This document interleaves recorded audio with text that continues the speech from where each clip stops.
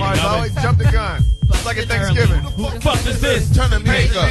5:46 in the morning. Cracking dawning, now I'm yawning. Wipe the cold out my eyes. See who's this paging me and why? It's my neighbor Pop from my barber shop. Told me he was in the gambling spot. Heard the air got locked. Niggas wanna stick me like fly paper, neighbor. Slow down. Drop the paper. Something hill. Niggas doing Biggie rhymes with Flavor Flav. Yo, it's Jamie Foxx. I didn't say them. Scoop me through some niggas that you knew from back when you were fucking minor figure. Now they heard you blowing up like nitro, and they want to stick the light through your windpipe slow. Poetess, right up your alley, poetess. Yo, Poetess, give me some freestyle. Come on, off the top of the dome, go. Off the top Your of the mama's dome. here. Hey, yo. All right, give me a beat, and I'll rap for y'all. There's the beat right there. I'm spitting all over the mic. That Yo, nigga it's spit. What happened to my Foxx. Foxxhole Radio, what's cracking? Other than the crack of your ass. As Sarah Palin shooting moose. From the helicopter. Sarah Palin is shooting moose.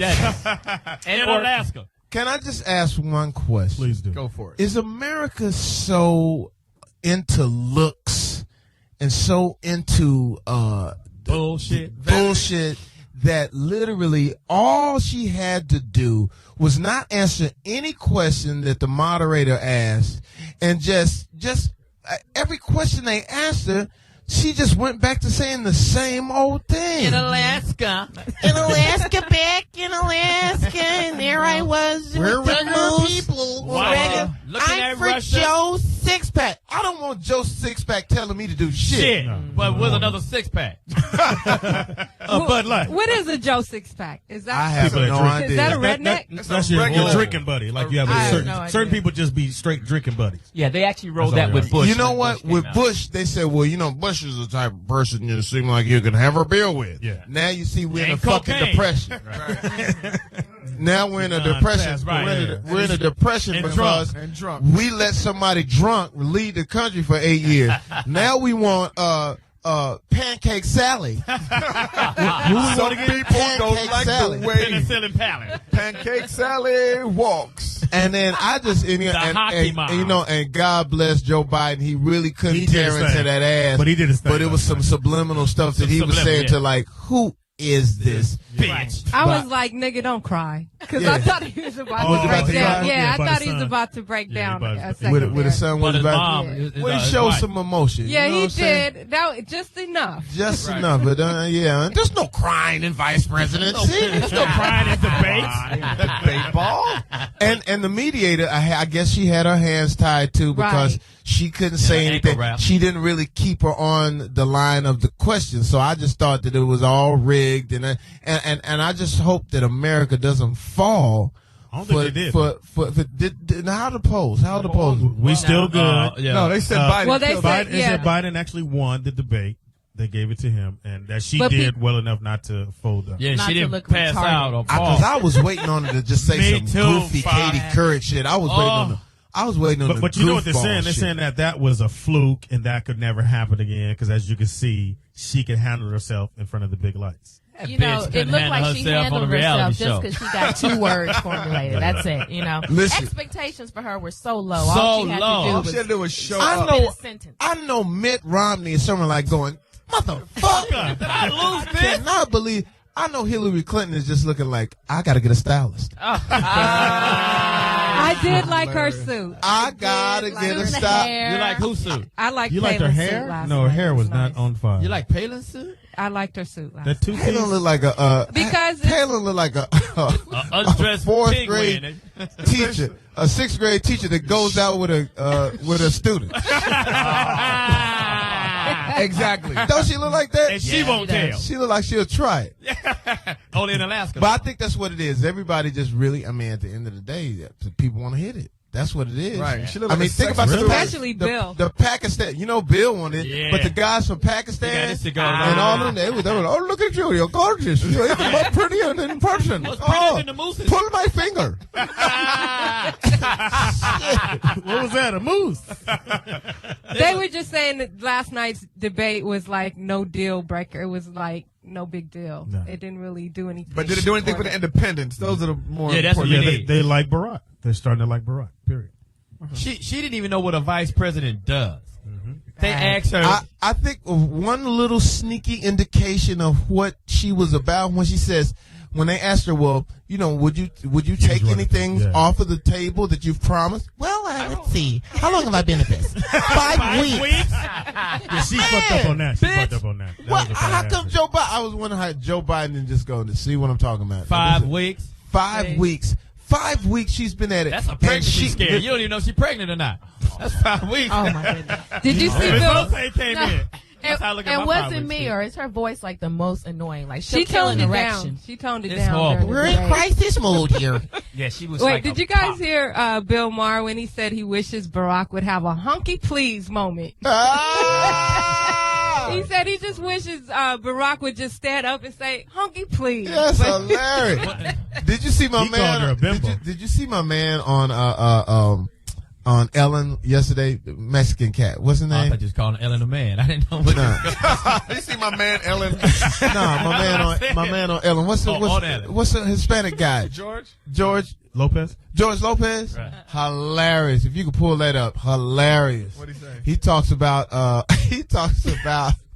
the reason we like Barack Obama because he's the right kind of black. And he was talking about he said you couldn't be who's real dark? His name Yeah, is right. Picoto. Oh, Louis Wesley Dix. He Snipes. said you You couldn't couldn't be Wesley Snipes. You said you couldn't be Yaphet Kotto, whatever it was. But he said Barack is more of a mauve or a creamy latte with no foam. A creamy president. He said a creamy latte with no foam, foam. and that's inviting to us. It is. And then he said that Sarah Palin's Mexican. He said, oh yeah, Sarah Palin is Mexican. He said Sarah Palin is Mexican. This is how you know she's Mexican. She works, her husband don't. Hysterical. 5 kids. Daughter pregnant. She's got a daughter who's pregnant. I went like, oh man, it was hilarious. George Lopez killed on us. If you get a chance to go up on YouTube, check out George Lopez on Ellen. Absolutely hilarious. Jamie Foxx, Foxxhole Radio, what's cracking? Other than the cracking your In the ass. house we got. Chris Spencer. In the house we got. Diamond Double D. And when I say she's really Diamond Double D right now, something's going on. Double D Diamond. You've been eating some banana pudding. In the house we got. Yo, it's Speedy from Men's Fitness in the house. Oh, hell no. Gay magazine. No, they said men's fatness. Men shitness. And in the house we got. OG Poetess. Oh, shit. In the house we got. LD, November 15th, football game. Okay. Nigga right here. Well, fuck up a masturbation center. And in the house we got the guy who ran the camera for R. Kelly's video. Last name Mack, first name Johnny, middle name motherfucking. And when I see him out, I said, there goes Johnny motherfucking Mack. And I say, move the mole, nigga. Who ran the camera for R. Kelly? Really, though? Did he have thought his he own did. thing? Oh, I he had think his he own. did. Oh, he did his own He set thing. it up. Because remember, he looked in the camera. That would be hilarious if you was the cameraman. We got our call. We're gonna- Political Yeah. analyst is calling in already. He gonna brighten the day for us and shed some light on us. Give it up for give it up. My man Eric Wilson. Go ahead, Eric Wilson. Eric. What's up there? Hey, Eric, what's talk up, to Rev? us. Hey, what's up, everybody? So- What's cracking? Doc, give me your take on the Vice presidential debate. vice presidential debate. Well, Wing- Jamie, this is my take. I was afraid, and I'm trying to be a little funny, that you guys wouldn't need me because you don't need to spin Sarah Palin.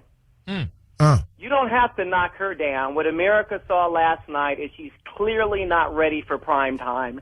She's clearly not ready to lead the war on terror. And so what Joe Biden did was focus on his agenda. And the key in the debate was when the moderator said, if God forbid Barack and McCain, they die in office, what would you do? Joe Biden looked America in the eye and made them feel comfortable and reassured, and she looked cute like she was a cheerleader. And this is very What important. about that wink? Because she winked and like, "Hey Joe," and all that kind of stuff. Yeah, she comes off a little like she's like a stripper. She comes off a little like a stripper. And this in the political analysis, after the first presidential debate, this is key, fellas. The polls show that Barack opened up a 5 to 8 point lead in Ohio, Pennsylvania, Florida, and Virginia, and McCain has suspended advertising in Michigan because after the first presidential debate, the independents are starting to break towards Barack Obama.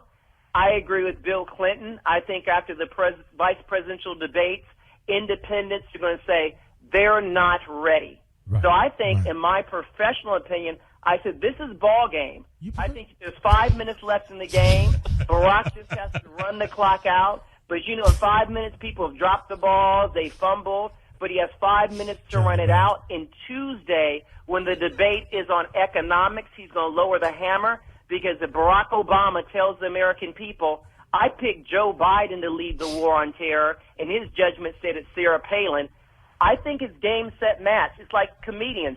You know when comedians aren't ready for prime time, and the audience knows it too. Johnny Man.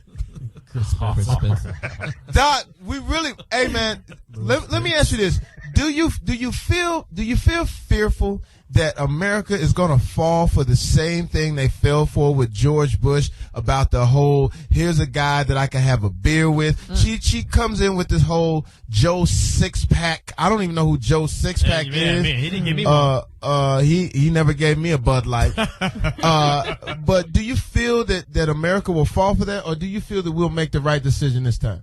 I think the reason why they'll make the right decision is that act played before. 8 years ago, they said, well, George Bush, I'd like to have a beer with him.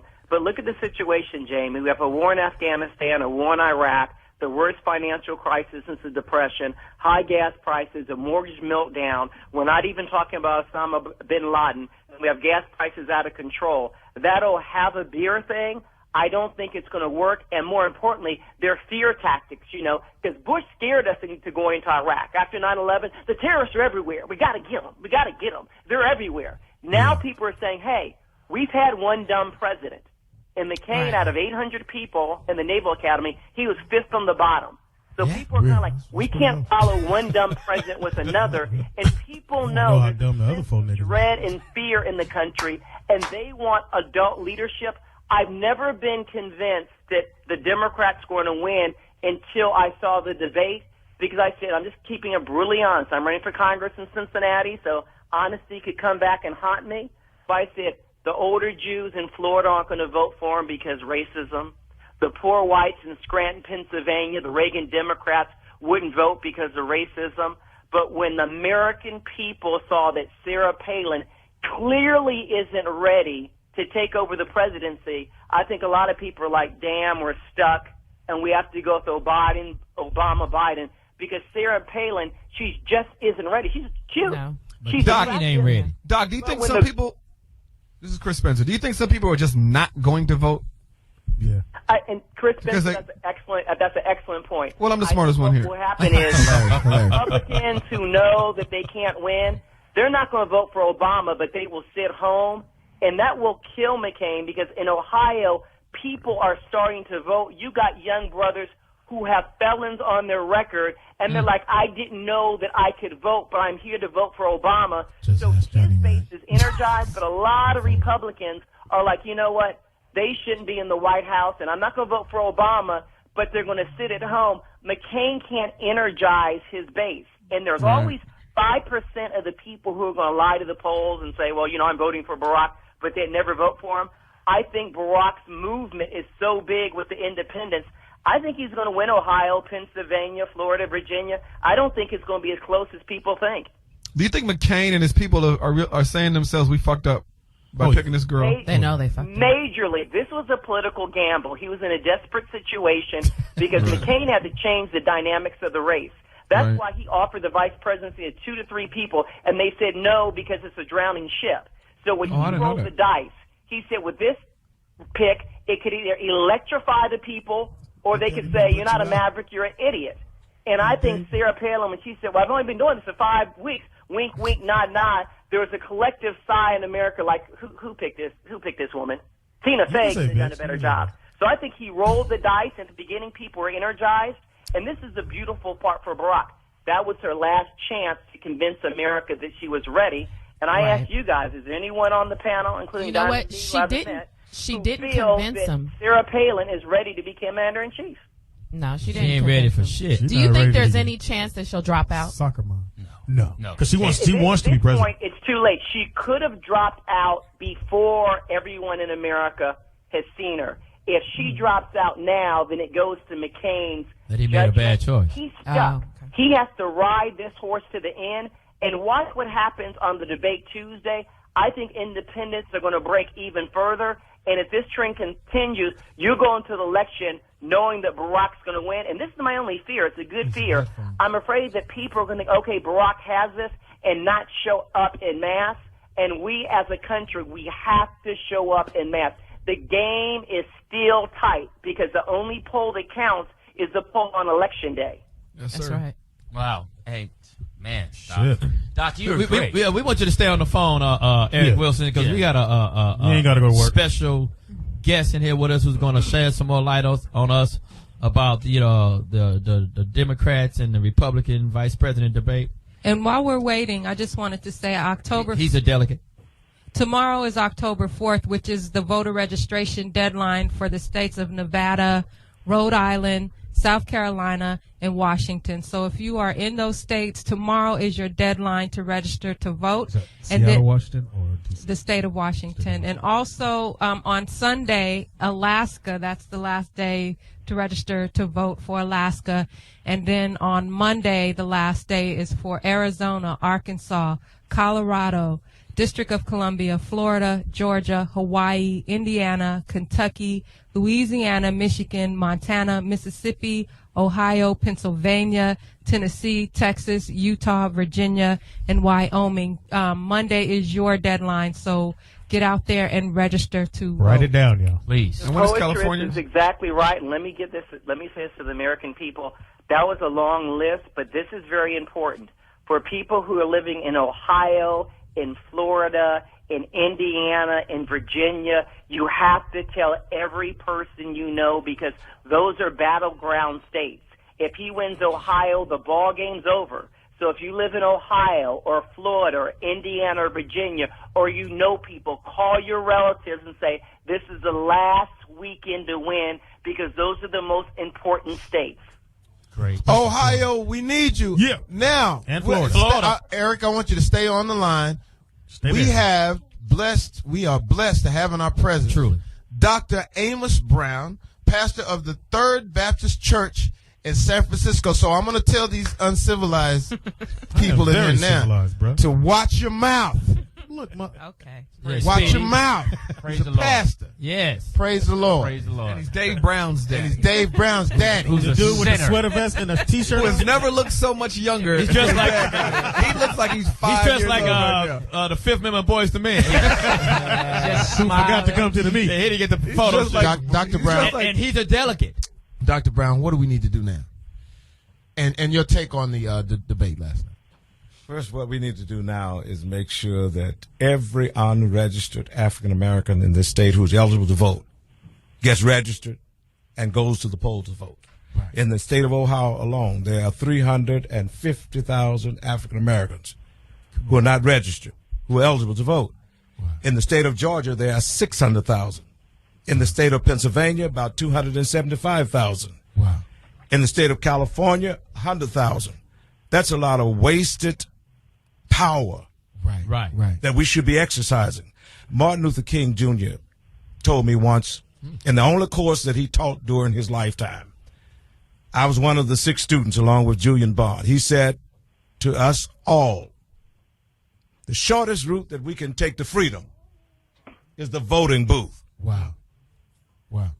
And African Americans in this decisive moment in history must take that step to that voting booth and make no excuse for voting. Many say, I don't have a reason to vote. It's not a question of having a reason. It's a question of it being our sacred right, constitutional right. Right. And many people gave their lives for this. Medgar Evers, my mentor in Mississippi, was shot down in his driveway after he had left a voter registration meeting at New Hope Baptist Church in my hometown of Jackson, Mississippi.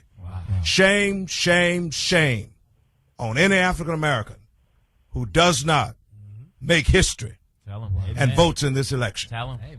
And vote the right way. I'm trying to figure out why you're not running. Here's the question. I want you to make sure you keep the camera on him. Now, here's the question.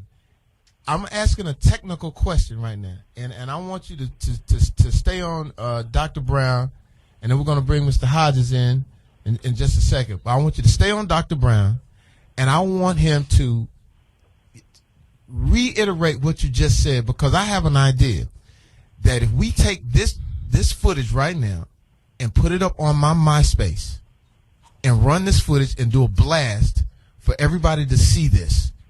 So if you could just keep the camera on here and just run that again and just tell that story again, just like we're just starting out on this. I'm introducing Dr. Amos Brown, and he has a message for everybody out there about voting.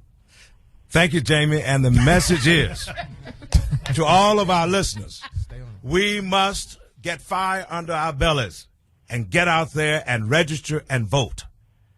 How much of an embarrassment it is to us that in the state of Georgia, there are 600,000 African Americans who are eligible to vote but who are not registered to vote. Wow. In the state of Ohio, one of the swing states, there are 350,000 who are eligible to vote who are not registered to vote. In the state of Pennsylvania, there are 275,000. And in the state of California, 100,000. Wow.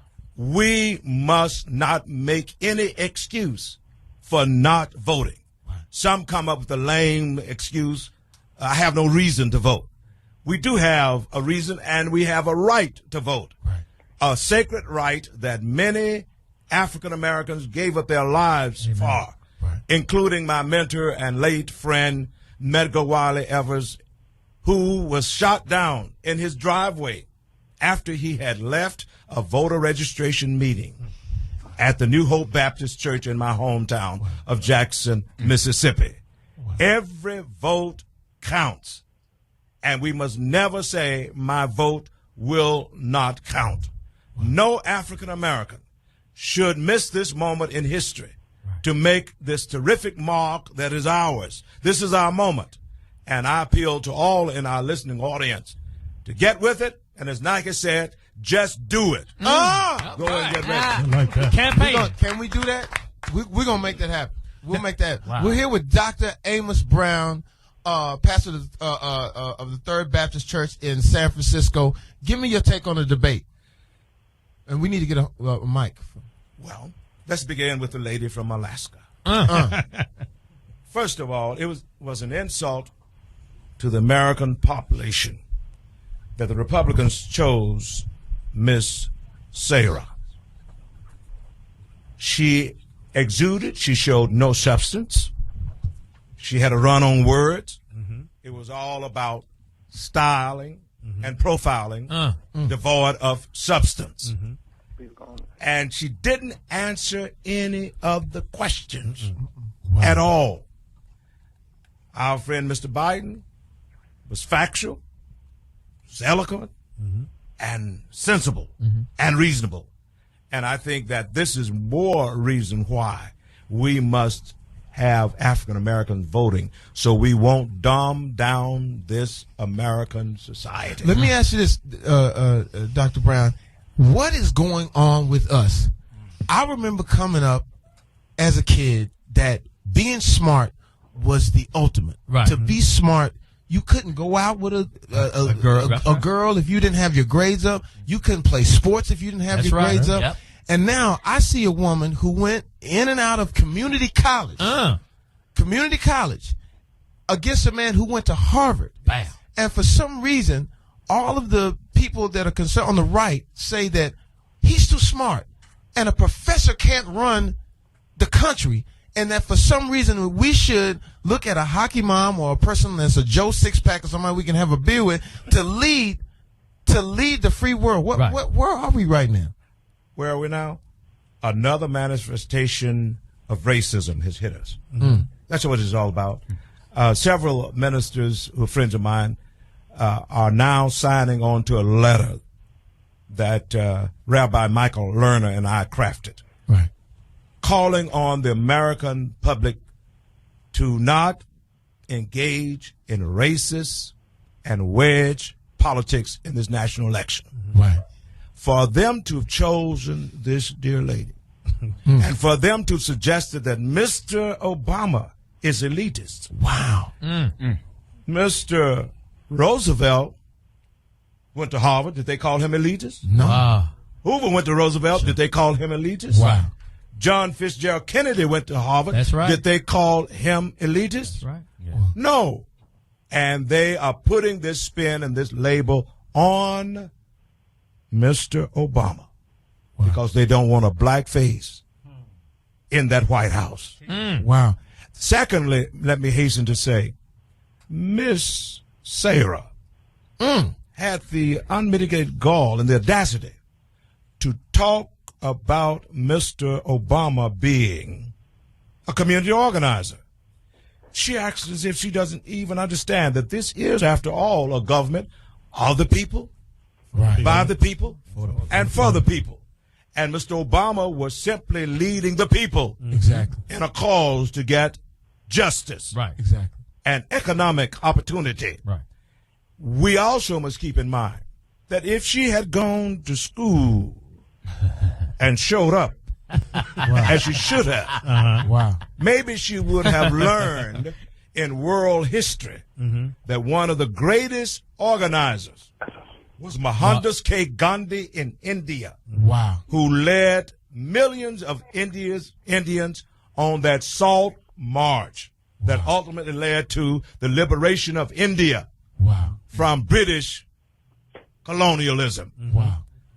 Moses was an organizer. That's right. I was about to say that. All of those people who were in the desert wandering around. That's right. His father-in-law told him, break the people down into groups of 40, 60, 80, and 100, and put leaders over them. The Apostle Paul in the New Testament was an organizer. Every city that he went into, whether it was Colossae, Thessalonica, in Athens, he was organizing people to pursue a significant goal. So we must see that these pejorative put-downs are coming from the minds of racist people. Good. And we must have faith leaders calling for the American public to refrain from this kind of un-American activity of judging a person on the basis of race and not ability, character, and skill. Right. Wow. Mr. Brown. That was heavy. Wait. Dave, what happened to you? Yeah, Dave slipped. If I grew up in that household, I ought to be president. No, the other brother's smart. Amos Jr. smart. So and now that's the only thing that's been troubling me is like what do you think now Barack Obama has to do in this next debate? Well, in the next debate, I think for the sake of trying to win those whom he has not won, some of them you will not win.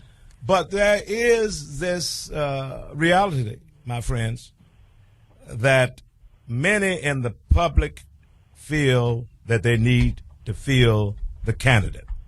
Right. How do you do that? McCain did it, telling a simple story. And I think that in this forthcoming debate, in addition to being scholarly and left-brain, Mr. Obama has got to balance it out with being right-brain and telling a picturesque story that grips the people. Notice last night when Mr. Biden finished, when he talked about his experience as a single father, single parent, a father, rearing those children after his wife died. That really was a moment that touch the people. So I think that's what Mr. Obama has to do. Be himself, but he's got to break down more of that Harvard $100 bill down into $50. High 20s. I have a 10s, question. 20s, and 1s. I have a question for you, Dr. Brown. Yes. How did you become a delegate? I was chosen as the delegate at large by the State Democratic Party. And what's the responsibility of? Well, my responsibility was to be a part of all of the seminars and discussions and caucuses at the convention. It was my responsibility to speak to those issues that were very much of great concern to African Americans. And while speaking about issues, let me say this. Mm-hmm. You should tell your grandmamas and mamas, aunts and uncles who are greatly engaged in organized religion in the state of California and in this nation, don't be duped into this game that the Republicans are playing by pushing out there this gay marriage issue. That's not our issue. That ain't our issue. Okay. We know what we believe. Word. This is a nation that has laws in which we are promised freedom of religion and freedom from religion, and everybody is promised equal protection under the law. Now, while in my tradition, I do not perform gay marriages, and that's my right. And you're from San Francisco. Yes. No. I would think there'd be a line out. No. But I must say, though flying around them. Yes. Though I'm a Baptist, I refuse to be a bigot. There you go. If gays and lesbians have that as their distinct lifestyle in America, we need to respect them and make sure that they have equal protection under the law. But we have white fundamentalists, evangelicals all over this state who are organizing as we speak and are going over the line by telling their members to establish phone banks in the church of 20 to 25 people to vote against same-sex marriages. Now, if a black Baptist preacher or any black preacher had done that, we've been in trouble. But they're violating the separation of church and state by telling their members to vote for John McCain, by telling their members to vote against same-sex marriage. Well, what I've noticed, is what Republicans do a lot is that they use God for their cause. George Bush used God to go into this war. George Bush used God the last 4 years and scared 44% of the black vote into voting, because I even talked to a friend of mine, great friend of mine, and I never forget getting on the phone with him, and he said, I believe he got him, dog. I said, what are you talking about? Saddam got the weapons of mass destruction because God told George Bush. And I said, but we may laugh, but for real church folk in the South, where I'm from, and from Texas, Alabama, Georgia, they really believe that. Is it right? Is it fair for them? Because Sarah Palin also said that it's God's will that we are in this war right now. And before I let you answer that, I have to bring in Mr. Craig Hodges from the Chicago Bulls. Where the rings at? Where the rings at, baby? 2 NBA titles, 10 years in the NBA, shooting coach for the Lakers right now. Wish you could go to Dallas. 8 3-point competition All-Star weekend, 3 consecutive 3-point titles. Craig Hodges, who's also a political minded. I've heard a lot of things about your political mind, so can't wait for you to weigh in on this. But before that, talk about how they use religion as a tool. Jamie, not only use it, they have abused it. Wow. The religiosity that we witness in this nation does Write not reflect the mind of Jesus of Nazareth, who was a man about doing good works and showing some love. Mean-spirited, divisive people are not children of God. Wow. And remember, Jesus said, not everybody who says, Lord, Lord, will get into the kingdom. Enter to the kingdom. But he or she who does the will of my Father. What is the will of God? That everybody should have life, abundant life, prosperity, should have prosperity, should have opportunity, should have education. After party. That's right. That was Passion of the Christ. Let me interject this here. Let me interject this. We must understand that Jesus' first miracle was performed at a wedding feast. That's right. Wow. In Canaan of Galilee. That's right. And you talking about partying. Yeah, he was. In that day. He turned it into wine. Yeah, McCain was there. They celebrated. They partied for 2 weeks. That's right. Wow. So we must get away this image of this pejorative, put down, negative, what I call abusive, toxic religion in America, and be about pulling people together. That's the reason why our forebears, who had never gone to Harvard, Yale, or Princeton, or Morehouse, or Spelman, sang a song. Have you got good religion? And they said, certainly not. They were discerning enough to that there is such a thing as bad religion and good religion. And let me say quickly here, give you some history. There was a book that was written called Ominous Politics. And this author documents how in 1980, that was when this game began of the abuse of religion, when Ronald Reagan was running for president. And they met in Dallas, Texas, at First Baptist Church. And in that meeting, the moral majority was born with Jerry Falwell, Charles Stanley, and C.A.W. Criswell. And also, it was then that Karl Rove and others, Bush's brain, said the best way for you to get to be president is talk about your getting religion and being converted from being a drunk. Wow. That's how it all happened. This is factual.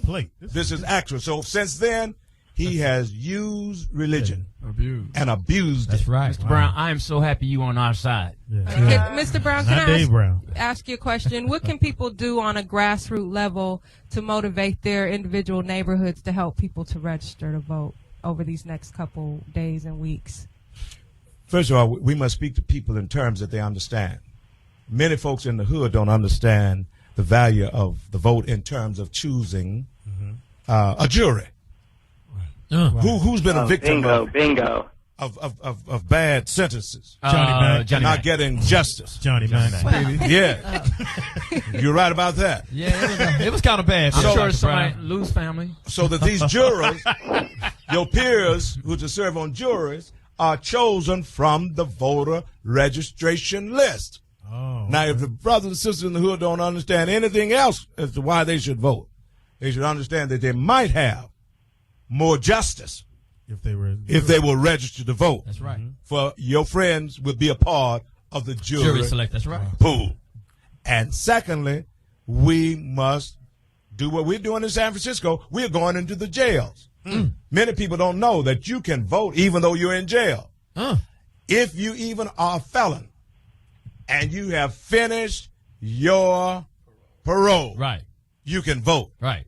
If your case is in process, you can vote. Because you're not convicted yet. That's right. That's right. And if you're on a misdemeanor, you can vote. Johnny Mack. So we got to let everybody know you can vote. And in San Francisco, we have registered hundreds of people in those 5 county jails. Martinez. They're there. Yes. Martinez and Clayton just came in my mind. Get to that later. So we have Craig Hodges here. Craig, man, I know you want to get in this. First of all, I want to thank God for blessing me the opportunity to come across the airwaves, and I want to appreciate you for the things that you've done as far as your career and what you try to do for your people. First of all, I want to thank, once again, good brother Doctor here giving us great information, but I want to piggyback on what he was talking about. For me, right now, the most important thing is for us to dwell on are the 3 evil triplets that Dr. King spoke about, which were racism, economic exploitation, and militarism. And when we stop and actually look where we are today, they passed, I was out in the waiting room listening to you talk about Sarah Palin, and I'm listening and I'm watching today, they passed a $7 billion bailout, and they try to tell us that that's going to affect me Right. And I'm telling them that it's going to affect my great-great-grandbabies. Wow. The same way and the same reason that we're in the position that we're in right now, Barack hasn't played the race card, and by right he shouldn't. At the same time, the race card is always being played. Wow. So when we look at John McCain, $40 million that he claims, I ask, should we who are from Mississippi, who have grandparents from Mississippi, McCain's great-great-granddaddy was a slave master. The media hasn't talked about that.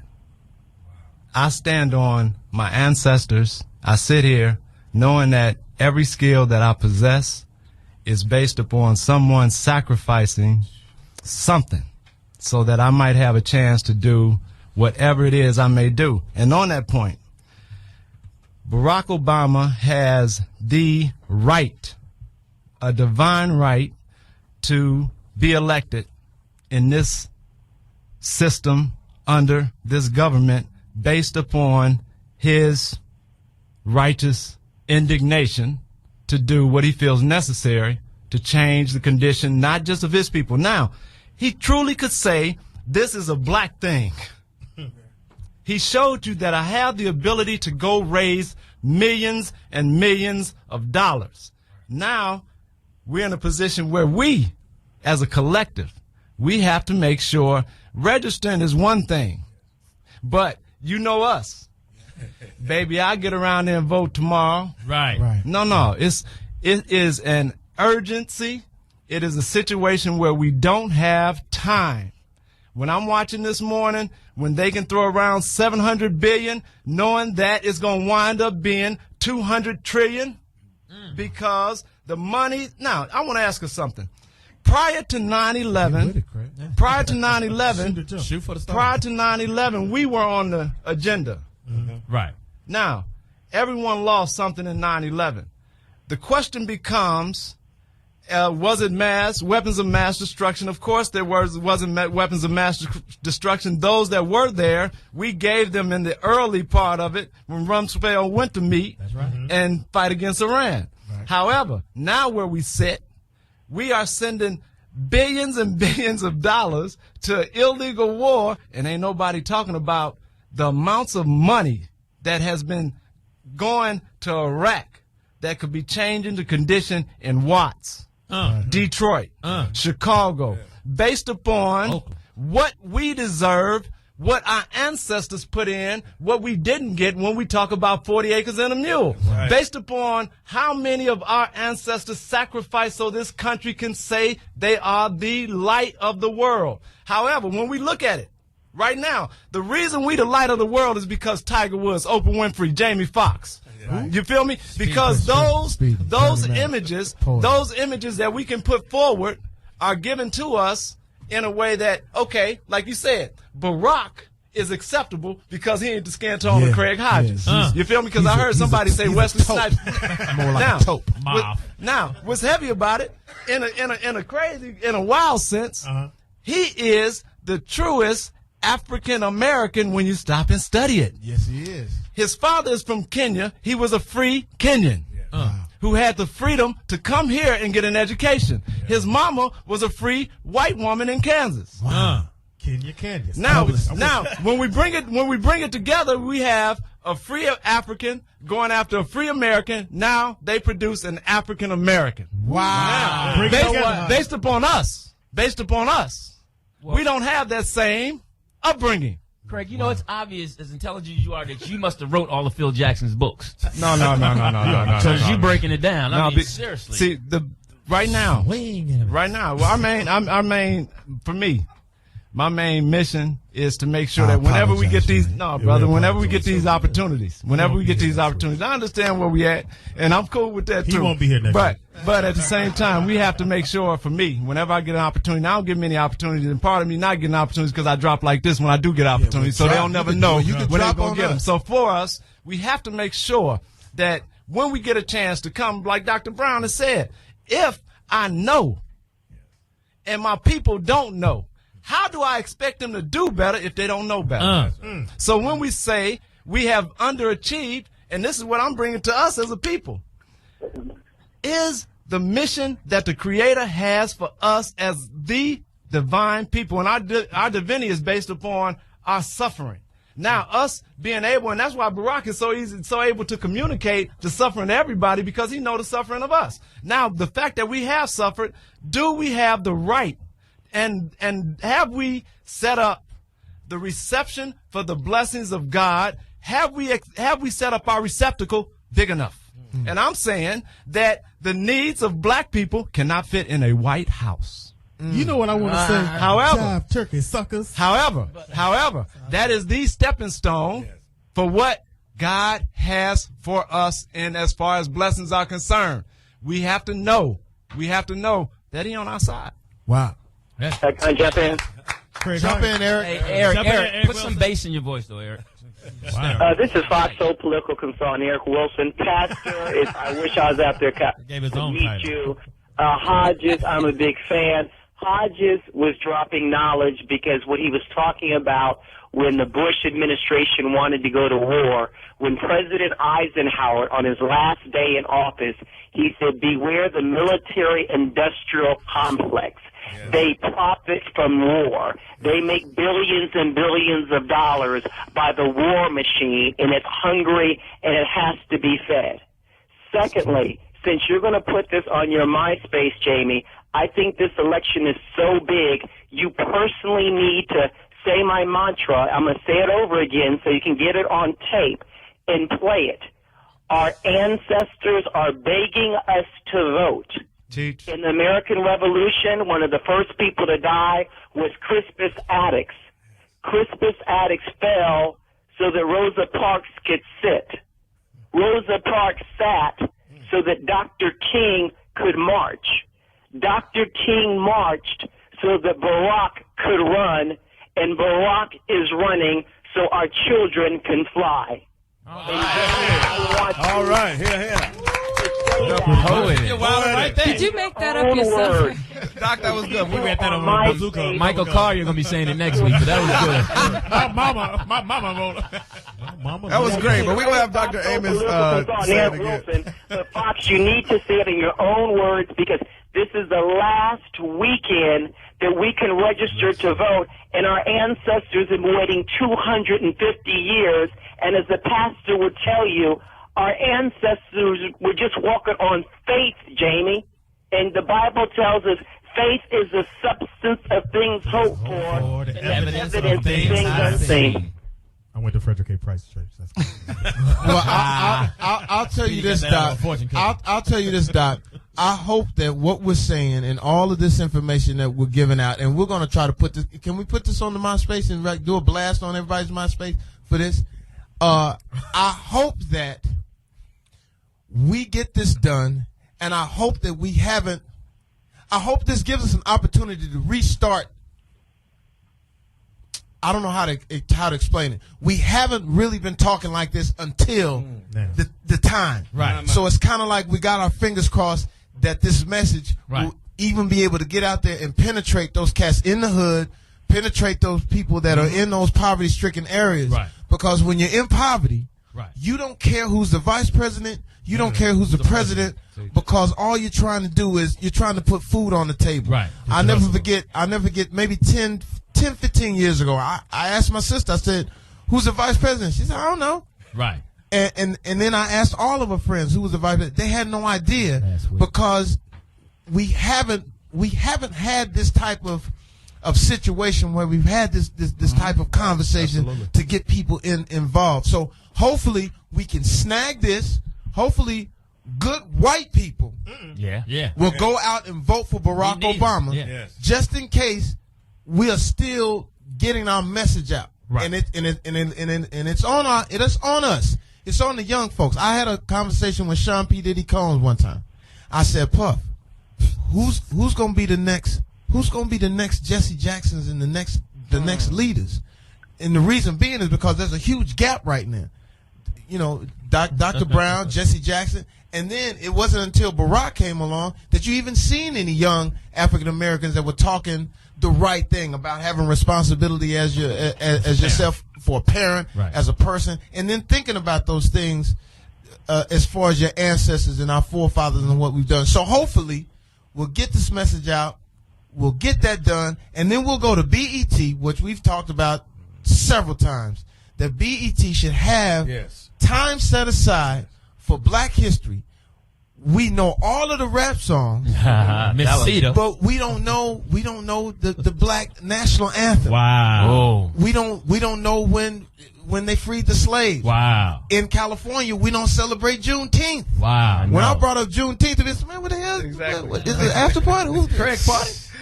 So I think that we should put pressure on us, Sirius Radio. The pressure was on us when Marcus King's wife came to me and said, "How long are you gonna keep bull tracking, bull dropping, doing stupid stuff on the radio when you have this opportunity to speak to the multitudes? When are you going to do something that has some substance?" And now we're doing something that has some substance. And what I've noticed is that the ratings go up and the blogs go up because people are happy that we're taking moments out to have Mr. Hodges, to have Dr. Brown here, and even Eric Wilson, who I didn't know. I didn't either. Had that in him. I'm telling you, another thing, you young brothers out here, and you too, Hey, Fox. for people out there in Radio Land, it's very important. In Ohio, go to voteericwilson.com. Jamie Foxx's political consultant, which is myself. I'm running for Congress, but what's important is if we energize that vote in my congressional district in Cincinnati, McCain can't win. So just go to voteericwilson.com and check out the pictures of Greg Shelton, Jamie Foxx, and everyone at the convention. I got all y'all on there. Am I on there? You were at the convention? You're on there. King's on there. Greg Shelton's on there. Where were the pictures taken? I'm on there. Where were the pictures taken? At the DNC. Any pictures with Speedy and Johnny Mack? Also, we're going to try to get this video link up on my my MySpace, Jamie Foxx at myspace.com. Doctor, we got so much going on right. Dr. Brown, hit us with something else. Yes, let me say one thing. Jamie, you mentioned Lift Every Voice and Sing that was penned by James Weldon Johnson, and the music by his brother, Rosamond Johnson. It was done on the occasion of the centennial of the birthday of Abraham Lincoln. Wow. And which historical college? And you all, that Lift Every Voice and Sing almost became the national anthem of the United States of America. Wow. Didn't know that. It was not until 1934 that we got "Oh Say Can You See." Yeah. So they had a better street team. Yes. And there's one other item I wish to share with y'all from a historical perspective. I'm in the process now of replicating the class notes of Dr. King. Wow. For inner city youngsters. Wow. This is a course in social philosophy. The only course that Martin Luther King taught, as I said earlier, after he finished graduate school at Boston, when Dr. Benjamin Mays invited him, when he moved from Montgomery to Atlanta in 1960. Dr. Mays said, "Come aside, Martin, do some reflection, and determine where you're going to go next." And he talked him into teaching this course for 2 semesters. Wow. And I had one of the unforgettable experiences of my life to sit at his feet along with 5 other students who were chosen to be a part of that course. This is at Morehouse? At Morehouse College, and I have a copy of his handwritten notes from the King papers at Stanford. Wow. And notice this Blue Horse notebook. What is it again? Cost 25 cents. Wow. So that was some time ago, obviously. Let me ask you this, Dr. Brown. Yes. How do we get this message now? And I know what I got. I know what we have to do. But how do we get this message to those young, sort of like hip-hop generation. The hip-hop generation, but not just the hip-hop generation, but those people that are just completely like turned off to things like the things that we're talking about now. Well, I think we have to have, Jamie, increasingly so, in the hood, what I call rituals of remembrance. Yes, sir. You see, we have a ritual of remembrance only once a year. Which is? Black History Month. Used to be Black History Week. Yep. Now, the psychologist tells us that you have to repeat something 60 times in order to really grasp it and remember it. Right. Wow. Now, how can we, once a year, repeat our history? In the Jewish community, every week is a ritual of remembrance, the feast of the Passover. Wow. Yep. In that house, the youngest child sits at one end of the table, the old man sits at the other end, and the other family members gather around, and that youngest child raises the question when they began to celebrate that feast. Daddy, what means this night? Wow. And he goes on to recite what it meant in terms of the deliverance of the Hebrews from slavery in Egypt. So I'm going to have rituals of remembrance every week in San Francisco at Third Baptist Church. We must pass this information on. Remember, you all, that there are only 13 million Jews in the world, 6 million in the United States. But when the Jews sneeze, the President of the United States of America catches pneumonia and Congress has a bad cold. Go ahead. That's the reason why right now we are still caught up in this issue over in the Middle East. Of Israel and there's a whole lot of lobbying for Israel. Why do they have so much power? But we have 38 to 40 million African Americans, but we're not as powerful as we ought to be because we don't have enough of a ritual of remembrance in our community every week. Wow. Bill Foxx, we got another special caller. We got Mr. Ed Gordon on the phone right now. Oh, no! Mr. Ed Gordon, please It's share y'all. some light. Hey, man, listen. Mr. Gordon, this is a blessing. This is a blessing today. Talk to us. Well, I tell you what is a blessing. My greetings to all of you. And I was listening in on your speech. You're speaking about Dr. King and Morehouse, and here's the ironic part, which no one at the show knows. I am going to be down at Morehouse on Monday evening. So for anyone who's listening in the Atlanta area, please come and visit us. We are taking my father-daughter initiative, Daddy's Promise, down to Morehouse. And we're not only talking about the importance of father-daughter relationships, but male-female relationships, and that whole sense of rituals of remembrance and understanding. You know, in the old days, for those of us old enough, I don't care what it was, men taught you how to be men. And that's where we are losing a lot of what we are seeing, as Jamie was talking about, that younger generation. It's really upon us now to kind of stop in the middle of the game, just like these boys on Wall Street did this past week. We learned you can stop in the middle of the game and change the rules if you have to. And that's what we're going to have to do in our community. Stop in the middle of the game, talk about what we have and have not been doing right, and do it right. That's simple. Mr. Gordon, give me your take on this whole Sarah Palin thing, this whole debate. Give me your take on I just want to hear your view on all of that. Well, I tell you, I like many millions of people last night, watched the debate. I think Ms. Palin serviced herself well as long as she stayed to that script. Right. She's a quick learner. We know that from what we saw last night, because certainly that was a different Sarah Palin than we saw with no script with Katie Couric. Yeah. Right. Man, that's great. So you have to give her credit for that. But here's what we know. There's no way in heaven you can convince me or any like-minded person who is well-thinking that this young lady is ready for the second most powerful job in the world. Right. Wow. Seemingly a nice enough woman, certainly American to the bone in the sense of what white America calls the girl next door. She's all of those things, lovely family, whatever you want to call her. But ready for the second most powerful job in the world, I'm not sure. And what I'm tired of is people suggesting that the media should not push her to see if, in fact, she is prepared. Right. I don't understand how you can say you're being hard on her, you're asking her too many questions, you're giving her too much.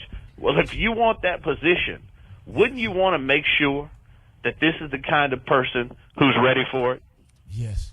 Yes, that's making a lot of sense. And the thing about it is that for whatever reason, and I contributed to the fact that she's a good-looking person. You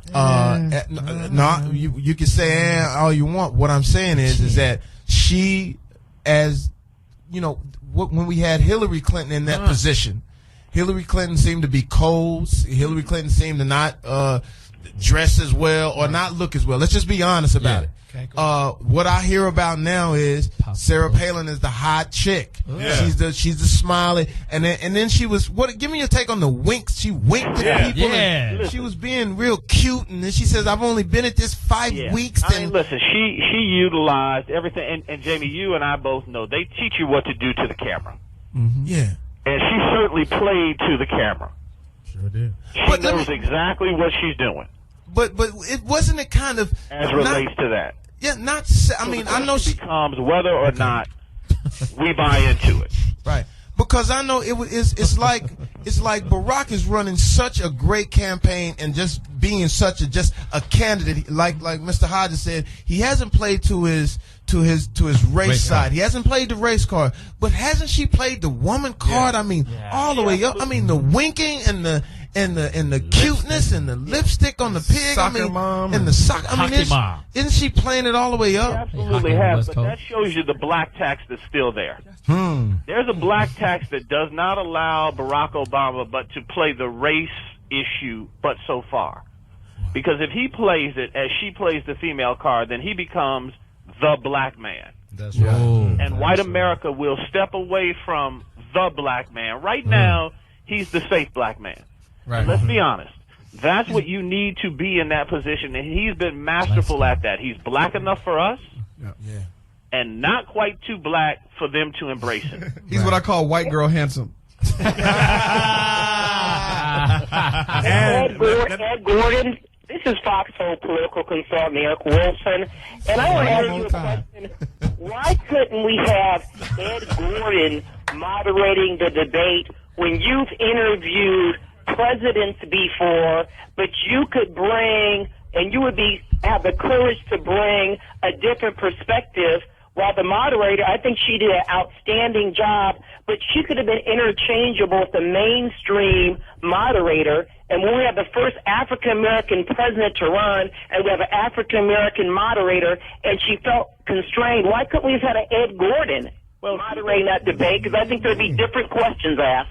Two things I would say about Gwen's performance last night, and Gwen is a friend of mine. I will tell you that you are, in that debate, because of the rules, you are constrained as a moderator as to what you can do. I will be interested to see what happens in a more open-ended debate. Unfortunately, we won't see it with the vice presidents. But, you know, what I've said all along is let's not get caught in the euphoria of Obama to assume that the vestiges of racism have gone away, even if he's elected. One of the things that he said when he sat with me is I said to him, you know, don't we have to set the bar of expectation in terms of what black folk will expect once you win and what America expects once you win to be realistic. And I tell black folk two things. There are those of us who believe that we would never see this day. I was one of them. I'm 48 years old. I never thought in my lifetime I'd see this day. So now we have an opportunity, and I would say you don't vote for him just because he's black, but he is black and qualified. That's right. Let's underline that twice, black and qualified. So now we have our opportunity to really reach what so many people saw as the promised land, but when he reaches it, it's much like when Mandela took over in South Africa. I remember him telling me that he had to set the bar of expectation to be real enough to say to folks, look, if you're black and poor the day before I took office, you're going to be black and poor the day after I take office. Exactly. It's not going to change overnight, but we're going to fight to make it real. And we have to be realistic about what Mr. Obama will be able to do if, in fact, he wins the White House. But what I would say to your question is the vestiges of racism haven't changed much. No.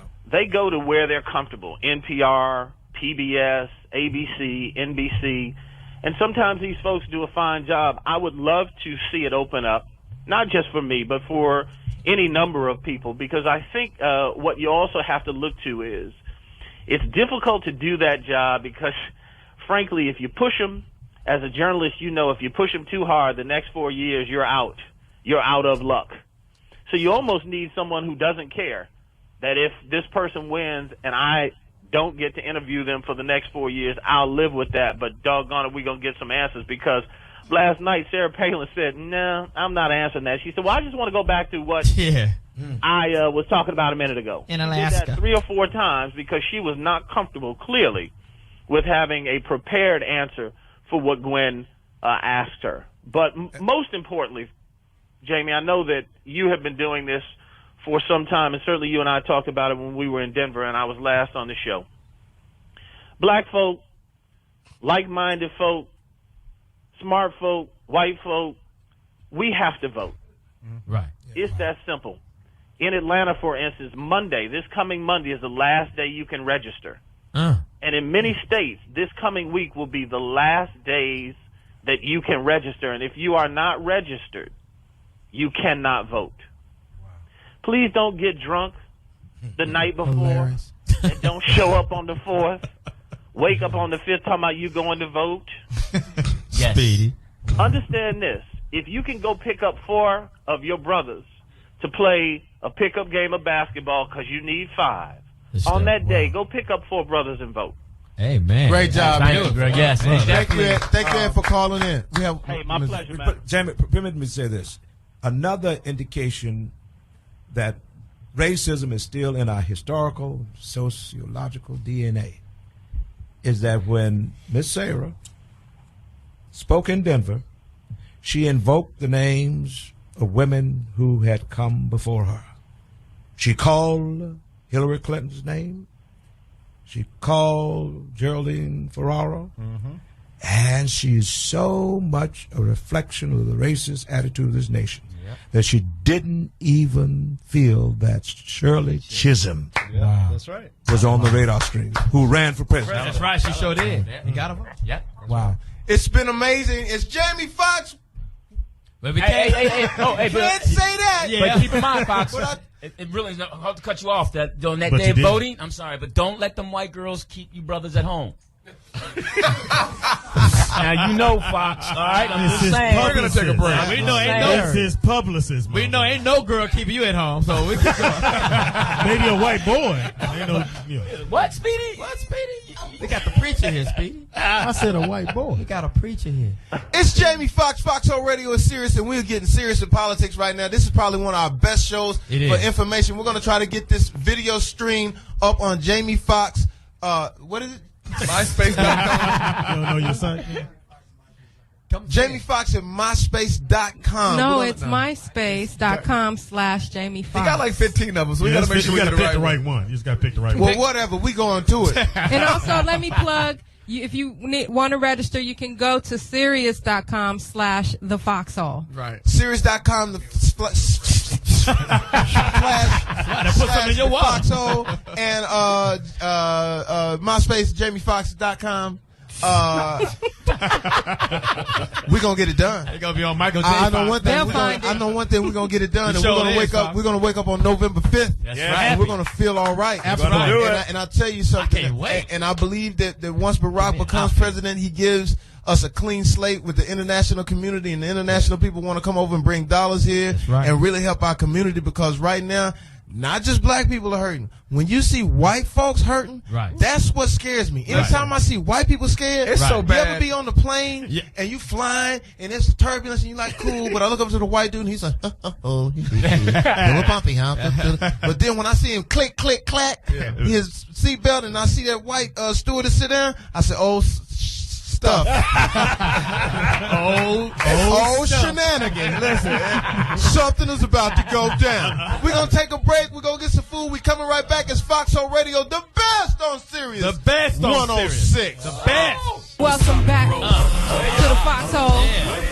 Yo, we're going to go straight to the Poetess. That's right, because we got to give props to Bud Light. We are excited. They are the sponsors here on the Foxxhole. Everybody raise your bottles and welcome Bud Light to the show. We like to have fun here on the show, and that means Bud Light. It's the #1 beer brand in America and the #1 beer here at the Foxxhole. Bud Light is refreshing and great tasting with a smooth drinkability that we all like. So if you want to party, you need Bud Light. Bud Light keeps it coming and is the beer of choice for all Foxxhole parties. Make it the brand you enjoy whenever you want to have a good time. Bud Light. And also want to thank Ultimate Ears. They are also another sponsor here at the Foxxhole. And as a subscriber, you obviously are a fan of quality entertainment, quality sound. For the ultimate audio experience, you need Ultimate earphones. For one ear or 2 ears? Earphones. Check out their full line of products now at ultimateears.com. With Ultimate Ears, you get amazing lifelike sound that fits easily in your ear. Some earphones can be custom fit to your ears. Speedy. Use Ultimate Ears with any portable audio device to get amazing sound. Ultimate Ears earphones deliver such high quality audio. 80% of the world's touring musicians use them, and now you can too by logging on to ultimateears.com for a retailer near you. Ultimate Ears. And we want to thank Ed Gordon and Jamie's self-proclaimed political consultant, Eric Wilson. He went on in there. We didn't even have a debate. Pastor Brown, we're not drinking Bud Light here in front of you. No. And next week we're going to have holy water. Right. Wine. Bling holy water. For Budweiser. This is an incredible show. We're sitting here with Craig. Now, something was brought to my attention. Right. That when you went to the White House, you wore dashiki. And for people who out there in radio world listening, we're talking to Craig Hodges, famous Craig Hodges from Chicago Bulls. Two titles. Two NBA titles, 8 3-point shot titles, 3 consecutive 3-point titles in the NBA. You came back and shot for your title without a jersey. Yes, Damn. What happened? Pro Club. Big Five had his hair. You had an and one shirt on. Yeah. And a Foot Locker team. Well, to give you some background, in 1991, in our quest to win a championship, one of the things that was important to me was, like we spoke of before, is our ancestral journey. Pastor, don't look that way. We got part. The Lord blessed it. For me, it was important that our ancestors play a part in that. So the entire playoff series, the entire playoff run, I wore dashiki for every game. So it wasn't just a matter of me going to the White House October 1st, 1991, and I just woke up that morning and said I was going to wear dashiki.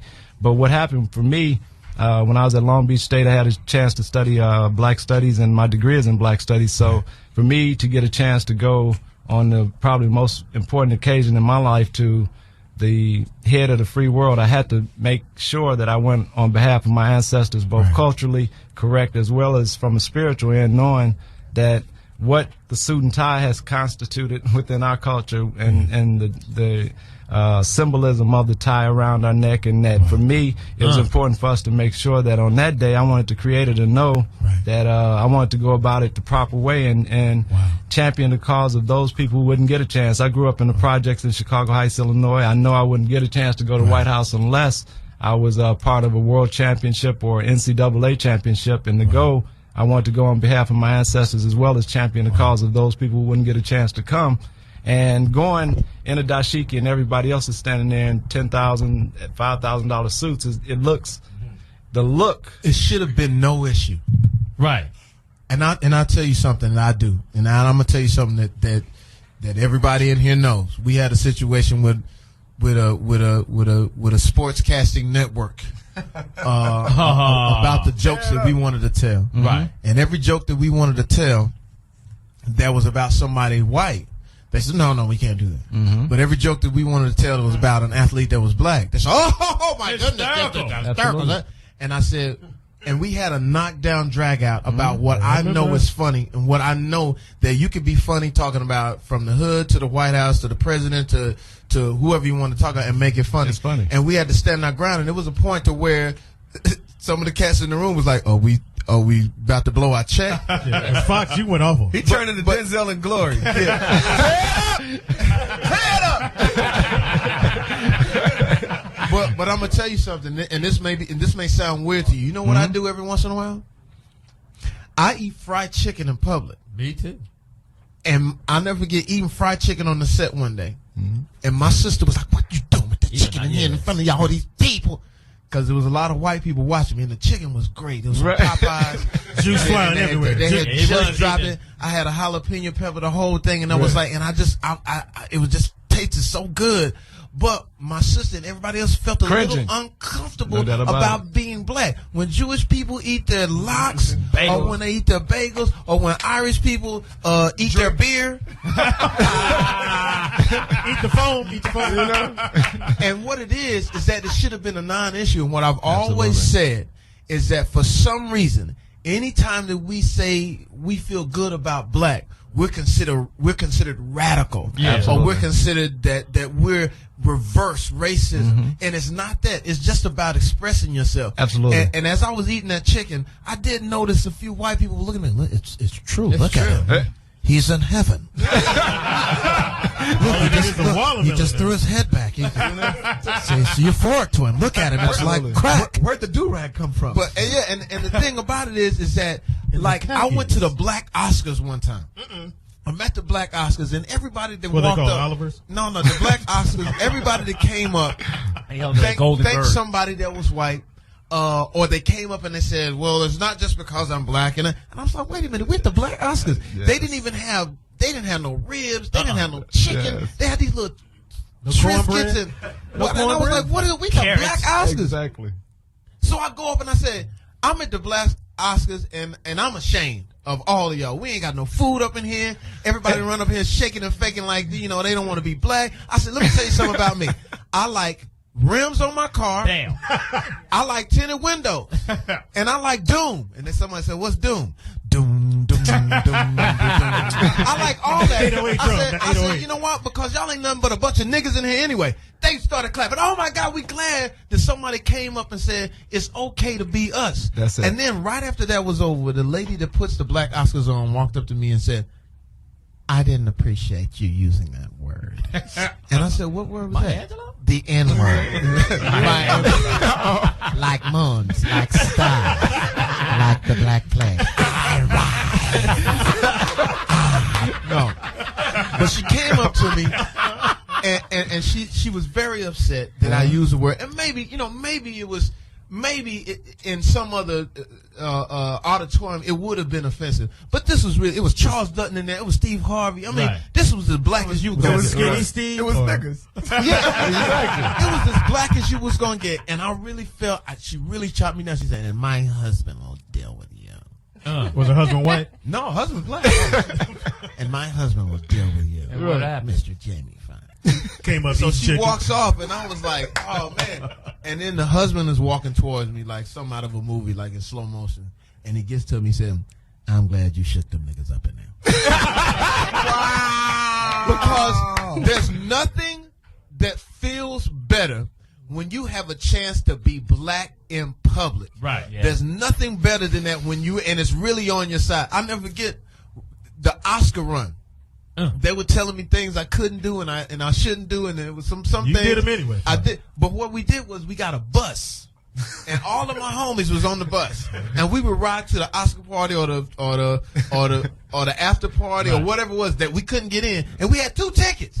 But we took the 2 tickets, and one would go in. Somebody send the ticket back out. 22 people got in on those 2 tickets. So, but the thing about it was that when we went in there, they were so happy that we were being us. Meg Ryan was on our bus. Like, you guys are so festive. Give me some chicken. You're so happy. Chicken. Clint Eastwood. All of these people was looking at us like having a. I'm sitting there dancing, and it was we get the after party going. We dancing, doing our thing, and Breon was at the party, and he said he dancing with this white babe, right? And the blonde hair was flying everywhere. And he like, yo, who is this? She off the chain. This was this old lady just giving it to me. She backing it up on me. I said, that's Goldie Hawn. He had no idea who it was. He said, Goldie. But they had a great time. And the reason being is because every race respects you when you enjoy your race. And you respect yourself. And you respect yourself. So it's a shame that had to happen because of a dashiki or something that you wanted to wear that was simply exemplifying what you felt about your race. Because it ain't nothing about that. When we were doing Ray, they kept saying, Jamie, don't you think your speech is, it's a little too, I don't know how to say it. Niggerish. So what, too black? Yeah, too much chicken. Right, uncomfortable for them. I said, well, what do you want me to say? Well, can't we just make it an American story? It was an American. Ray was really an American, and he sung "God Bless America." And I said, look, man, it's a black movie. Is that your Sammy? It's a black. I said, look, point blank, it's a black film. And I said, and I'm doing this, and I'm saying it's a black film, not just because I'm black. It's a business move. If I say that the black film got us all the way to the Oscars, the next time a white person or a Mexican person or whatever wants to do a black film, they'll do it because they see that the business of it will work. Exactly. So that's for anybody. Right. So when we went up and we maintained that black thing, you felt it. So anytime when I watch Jewish people or when I watch Italians, I was like, man, I wish we had more of what you guys had, but because of slavery and because of the 500 years that we've gone through, they knock us down. And anytime we do come together, it's like, oh man, it's too many of you. Yeah, absolutely. You know, and it's just so it's amazing and it's crazy that had to happen because after you wore the dashiki, you came back and you had to shoot. Absolutely, I had to shoot in a 3-point contest that the following year. And it was a outcry of support from just black people, basically, who got me a chance to shoot again because they said you had won it 3 years prior. You should get a chance to defend your title. But the coldest part was how many of my people who were my colleagues for the previous 10 years. And for me, like, once again, when the brothers are asking me, was I blackballed or whatever, for me, it's almost a thing of sour grapes, that if I say I was blackballed, they say, well, you couldn't play anymore and you just mad because you didn't get to play again. And I say, we have to, if we base this thing on statistics, then you'll see that I should have been playing. But it wasn't a matter of statistics. It's a matter of being able to articulate the concerns of your people and then being able to have the resources to do something about it. And that's what brings me to the point as far as you're concerned. You have access to a lot of brothers and brought a lot of brothers and sisters who you can bring together and put on a vein where we need to go. But at the same time, we have to make sure that our culture and our spirit is in order to where we need to be going.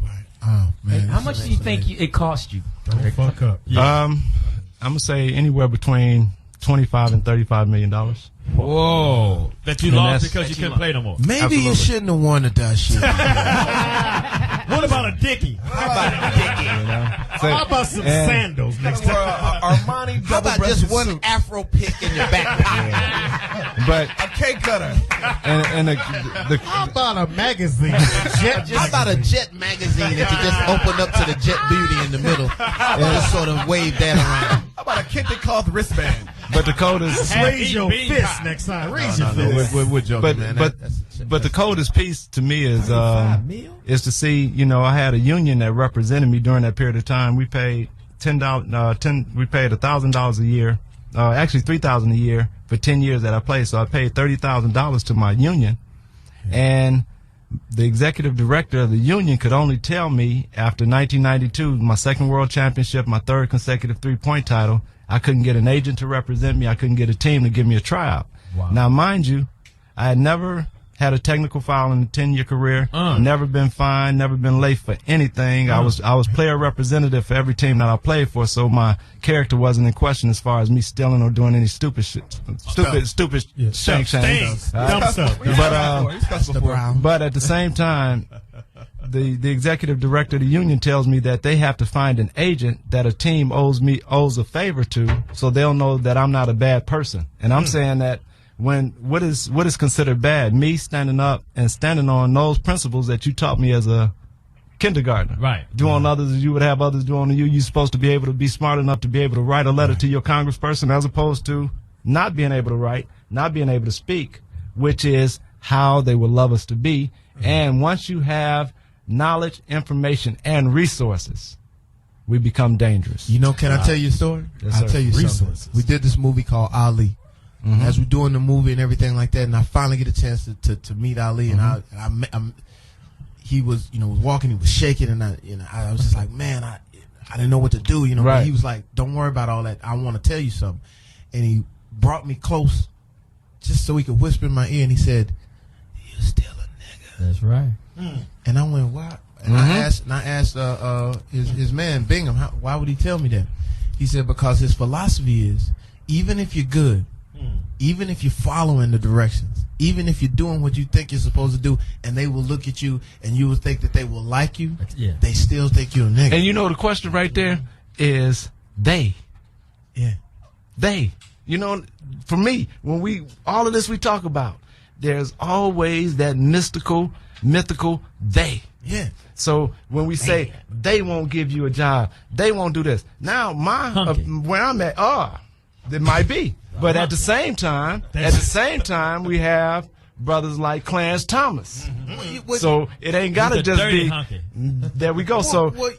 In situations like that, this is what I always tell black folk. I say, you still got a choice. There you go. You ain't got to be what I am, or you ain't got to be pro-black. You don't have to be in it. You could be whatever. But when they started the revolution, a lot of those cats they killed before they took off. Absolutely. So people like Clarence Thomas, they wouldn't even be part of our situation. But it feels good to I'm telling you when it feels good to me, to talk to people like Puff, to talk to people like Jay-Z, who bucked the system, stayed black, and made Fortune 500 companies call them to work with to us. find out where do we go with our money and what do we do. So it's a way to do it.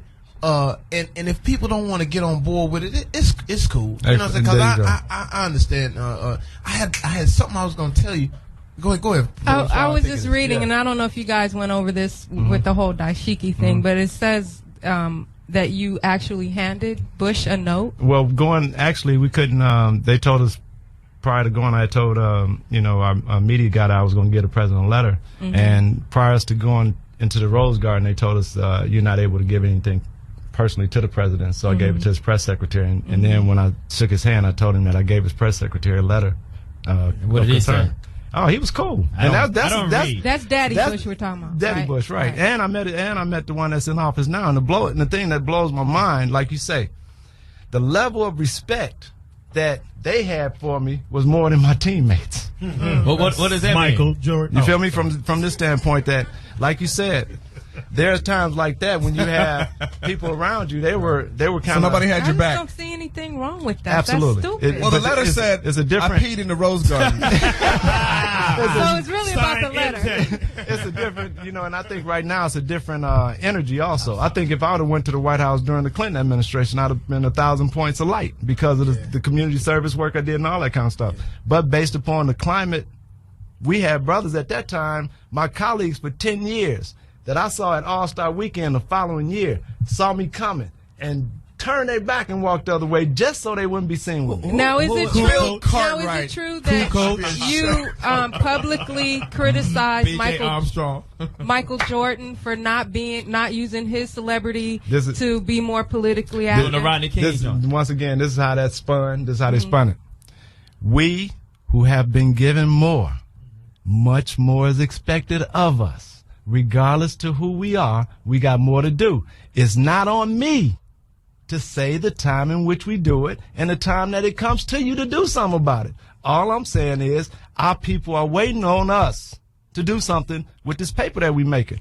And pretty soon, if we don't start doing something with the monies we make, when we come out of these arenas, when we come out of these clubs, our people going to be jacking us instead of jacking somebody else. They already do. Yeah, you can't wear no chains no more. No. You know what? It's a thing that I think that we are getting closer to being happy within our skin. When you look at what hip hop does, the positive of hip hop was that hip hop would get together, come up with their own clothes, come up with their own thing that's so innovative. I think as I talked to Lou Gossett Jr., talking about the young cats, and we're gonna have a young cat come on right now and talk about what he's doing as a. You grab it right there. You can take this. You got it? All right. He's getting the microphone now. Go ahead. Do the introduction. Speedy. I'll do it. And I'm proud to do it because his father was a very good friend of mine and the legend here in hip hop and the legend here on the West Coast. And I know we had an argument about Ice-T, but it's not Ice-T. He was real West Coast. We have Lil Eazy-E in the house, the son of legendary Eazy-E, and we also have Jasmine Canick. She's here too. They're both here to talk about voter registration in the neighborhood. Go ahead. Easy. Go ahead, Easy. Well, as I was saying before we get them to talk, hip hop has a huge influence. And I don't even know if you know this, Lil Eazy. I was in Africa, and when I walked around in Africa in the townships, it was no Martin Luther King, it was no Farrakhan, it was no Malcolm X on the buildings. It was Tupac and Biggie. They're so influenced by what hip hop can do. So the minute hip hop maintains its credibility in the hip hop world, but at the same time uses that energy for what you're about to do right now, as far as getting people registered to vote and really changing the consciousness of what we're about, it's going to be amazing. So what are you doing right now that's making that turn? We're putting together just like last night actually. I have some care for what the debate was going on, but I want to see if they talked about the minorities in the hoods. You know what I mean? They talked about the middle class, but up underneath the middle class, that will make the middle class stronger. And so I'm putting together a campaign called My Hood Votes 2008, October 11th, and I'm going to start on the street I was born and raised in, and NWA started in Compton. Wow. Great. You know, to get the young ones and brothers of my age and my generation who got felonies that they can't vote, make a change. Now, do you have a you don't have a felony, do you? Oh, no, not me at all. Good. That's what I'm saying. Stay positive, brother. Stay positive. That's what we need. Lil E, now what are you guys doing actually? Because I'm actually participating, and Guy Black is participating next Saturday in Compton. Are you guys actually going door to door? Are you holding a rally? How are you going about getting people in the neighborhood to register to vote? Because as we know, a lot of people don't want to mess around in Compton and some of the neighborhoods east of Crenshaw. So what is your plan? Actually, I think we're doing a rally, and we're starting in my neighborhood. So therefore, this is safety zone for me. You know what I mean? So yeah, I guess we will go door to door or do whatever we have to do. So what is it that you will tell young people that will encourage them to register? I mean, you live in Compton, you know what their issues are directly. What is it that you're saying to them that will get them to register to vote? I mean, it's a lot of things. They got a lot of problems. You know, you can't go get that extra blunt or whatever for your sack because you're worrying about gas. And I'm going to keep it real for you. You know what I'm saying? So you see how the economy is, you know what I'm saying? So now that you got a chance, no matter what, and you know, you done been to the pen, you can make a change, you know, and get registered to go vote. That's true. So that's great, man. Well, I tell you what, that's commendable coming from you, man. And because people don't get a chance to see those sides. Yeah. See, what's amazing is that I get a chance to see these guys in a different light than what people see them in public. Right. I never get meeting Plies. Have you ever met Plies? No. Plies is the most articulate and nice guy. Right. And when I got on the phone, because we were getting ready to do this video, I was like, you know, when I got on the phone with him, I didn't want to sound like I was too soft. So I was like, "What's up, nigga?" And he was like, "Well, you know, I was just going over the particulars of the video shoot. And I just want to make sure that you're comfortable, your cab is gone." And I was like, "This cannot be the same person that has the goon." Right. But what a lot of people don't understand is to be gifted in this business and to have success in this business, that you have to have a mind, and it's great that you're exemplifying that you have a mind behind, you know, your artistry. Sure, yeah. What prompts you to participate in this movement or to do to create this movement, register? Just I mean, like I said, for the individuals in my area, you know what I mean, the ones that don't know, you know what I mean, will care less to turn the TV on to see what's happening, you know what I mean, just to get them to vote to make a change, man. Have you seen any progress through your? Yeah, here and there. Yeah, you got certain ones that's behind me or roll with it, you know, or you know, or look up to me to say in my area. You know what I'm saying? That care for what niggas say and they kind of looked into it. What are they saying their rationale is for not doing it? Like when they say, "No, I'm not gonna mess with it because blank." I mean, some have different feels here. Some might think that, you know, we don't matter, you know, or make a difference. You know what I'm saying? Oh, that's fixed. You know what I'm saying? Oh, that's that white shit. You know what I mean? Right. So, you know, it could be different things like that. And how long have you been a registered voter? Tell you the truth, just this year. Just the year that count, baby. One to count. And Miss? And we also have Jasmine Canick, and she's very politically active in the community of Los Angeles, and she actually is spearheading the My Hood Votes 2008.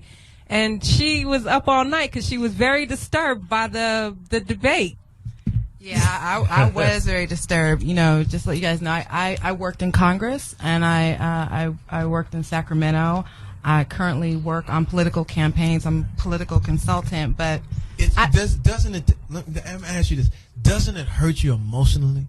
I couldn't sleep last night because after I watched that debate, I was like, man, I just hope that we don't do the wrong thing. It's really got me. I got to turn the TV off a little bit because it's really getting to me. I think my neighbors thought that I was getting beat or I was beating somebody because I was screaming like oh, wait, I need to do a shout out right quick to all my folks in Compton.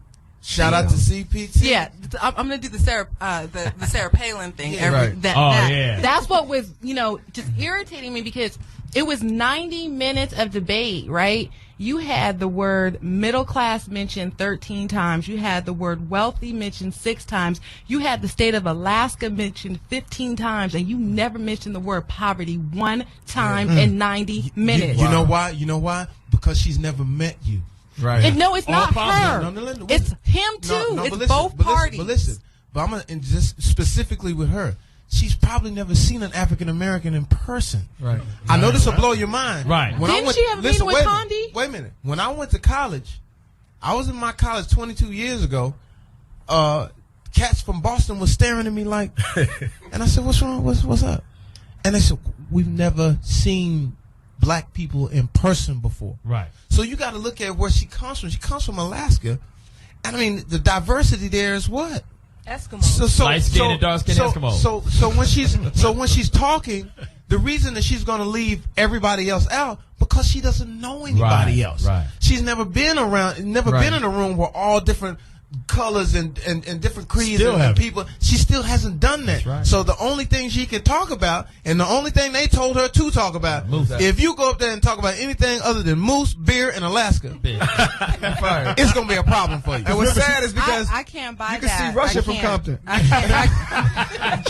Senator Biden didn't mention the word poverty either, and neither did Gwen. And I know Gwen didn't grow up with a that's not her job. No, as the moderator, she chose the questions. You have to here was the thing. I'm sure she had to show somebody the questions. She said at the beginning, remember, her questions were not pre-approved or they didn't go through anyone. She chose those questions on her own. They have rules and that sits right there. Well, all I can tell you, all I can tell you is this: is that she had her hands tied because of the fact that she's writing this book for Barack Obama. Yeah. She did not challenge either of the candidates to stick with the questions. She didn't challenge them to stay with what she was even asking. So we got to bypass all of that. What we can it comes down to us now, because what I always say is this. What I always say is this: is like, we can always point the finger and say that's the white shit, that's the bad. But it comes down to what we gonna do. You know what I'm saying? So right. And that Sarah Palin ain't gonna never get it for us at all. McCain ain't gonna never get it. Well, did you hear when she said my family's diverse, and when she went into what that diverse was? Well, we just have different religions. I'm like, what are you talking about? She was supposed to say it's supposed to be this color, that color. I think Sarah Palin is the biggest diversion and the biggest distraction in the way. They got us caught up in something that one part Stepford wife, one part Manchurian candidate. Wow. Let them know you said that. What is it? Last one again? Manchurian. One part Stepford wife. I got that one. One part Manchurian candidate. Now break it down for the folks in Compton. And some on Sunset. Because you just spun me right off the freeway. I just went off the freeway. She's got the hockey mom thing going on. She's got the lens crafter eyeglasses thing going on. She's very, for some people, I guess, nice to look at. Okay, and then she's also pre-programmed. If you take her script away from her, she's going to talk about energy and give shout-outs. Because the motto is, when in doubt, give a hometown shout-out. Because when she does not have the answer, that's what she reverts to. And energy. I have a question for Young Eazy. Do you have any other young hip-hop artists, such as yourself, helping you, assist you in this movement that you... Not at this time. Have you reached out to any? Most definitely. As a matter of fact, yeah. Young G. Malone from Watts. Yep. We really, literally just starting. And a lot of the energy came from, you know, again, like I said, I worked in Congress and stuff. And, you know, quite frankly, you know, I have no beef with the members I worked for or the Congressional Black Caucus, but they don't necessarily appeal to the folks that we're trying to reach. And sometimes they're actually seen as being part of the problem. So you have to find people in your community that you can use to go out and talk to us, pretty much. And so I just thought, like, one of the ways to do that is with the rappers, because rappers have a lot of sway and a lot of influence in the community. Right. They got a lot more sway and influence in the community than Diane Watson does, quite frankly. And I'm just being honest. Okay. All right. Okay, ain't nobody trying to say you ain't honest. Don't slap me now. Don't slap actually, before I go off. Let me take this ring off. Actually, show my true colors. Myself, the poetess, and Guy Black just came on board today, so we'll be also in Compton on Saturday, registering folks to vote. What'd you say? You talking about white shirt. Guy, you talking about Guy's shirt. But that's real. I mean, should have came with a belt. And Compton is one city. We got a lot of cities we need to be in, a lot of people we need to talk to, and it goes beyond November 4th. And that's the thing people need to understand. You got a city election, you got a state election, you got propositions. You wondering why 3 strikes went to 2 strikes. It's maybe because you didn't vote when last did it go to 2 strikes? No, I'm giving you an example. Oh man, you almost scared Johnny Mack. He was going today. Damn, they got in my car. Like, you know what? Cause Johnny Mack got a full count right now. He got 3 balls and 2 strikes. And the next pitch is a curve. But that's real, though. We got the propositions folks don't even know. Well, I'll put it to you this way. I mean, I think this is what I think what we're doing right here at this radio station exemplifies what we need to do. We have an elder who is teaching us, Dr. Brown, who is teaching us what our history means to us and the reason that we have to get out. And then you have young Easy and young Jasmine here, who is letting us know that sometimes you feel like a nut. Sometimes you feel like I'm sorry. Stupid, man. Busted loose. See, that's why we're gonna end up. He gonna end up back in slavery. That's my bad. But what I'm saying, sometimes you feel like no one is listening to the others. Sometimes you feel that the elders not listening to the younger, and so this is what it's all about, man. Getting together and really like letting people know that it's on us, man. It's on us if we want to make a difference. Hey, I got a question for the young people, Jasmine and Lil Eazy. Really, seriously, with the young people, with all the information that you're able to get with your computers, your MySpace and your whatever texting thing. I mean, you guys have the information. You guys can get it, because you were saying, Jasmine, that these kids don't know this and they just don't know it, but it's at their fingertips. So it's about them getting and going. Hold on. Don't break it down. Just answer the question first. No, hold on a second, parents. Hold up. That's not Dr. D. I just asked the question. Nigga, that's why he's here today. Answer the question. Right. I'm gonna answer. Does he have I'm Don't sit by Easy when you say that. You are first assuming that people have access to the internet. That's if I'm homeless, I don't have access to the internet. If I'm living in the projects and my mama can barely afford to put food on the table, I don't have cable and I don't have the internet. Okay, but you can't go to the library to go. Wait a minute. Okay? Wait a minute. But then you're also assuming that I care enough to go to the library. Ooh. Well, but that's not. I can't. You can't use that as an excuse as far as. No. Because that's what we're up against. We're up against people in our community who aren't motivated, who don't feel like the system even cares. So why should they even engage in the political process? But that's what I'm saying. We have to. Well, that's you guys have. Just go to Compton, Louis. With your complaints. With your complaints and your mustache. Because you're making a lot of assumptions, and see, this is the problem. What's wrong with you guys? Pull your pants up. We have the black middle class. Come on. Yes. We got the black middle class who has. Quite frankly, we haven't done a very good job of reaching back to our brothers and sisters who aren't in the middle class, who are in the underclass, who are living in poverty. Okay. So, but no, let's keep in mind. When I first got to LA, I do that. I coach all the time in conference. No, bro. No. I coach I coach at Rancho. I coach black and white kids. But the ones you're talking about white. No. I'm talking about both, Speedy. I coach both. I've been coaching kids in the inner city. That's what I'm saying. I've been in the inner city dealing with kids all the time. I'm in Compton all the time. Yes, you're right. Now, just because I'm at the little private school too, I'm in both worlds. Right. And I deal with a lot of young boys. And to make a point, all the kids who are on my team, nobody drafts. I take the kids that nobody drafts. which are the nerds, the dumb ones that they don't want. That's why y'all ain't want. Wait Way to be undefeated. We have a good time. But this is the other thing. Nice influence calling them dumb Kids ones. don't vote. Wow. So you asked me about kids. No, and I their wanted, parents are hold involved, on. too. But let me say this too. Downtown is full of black homeless men.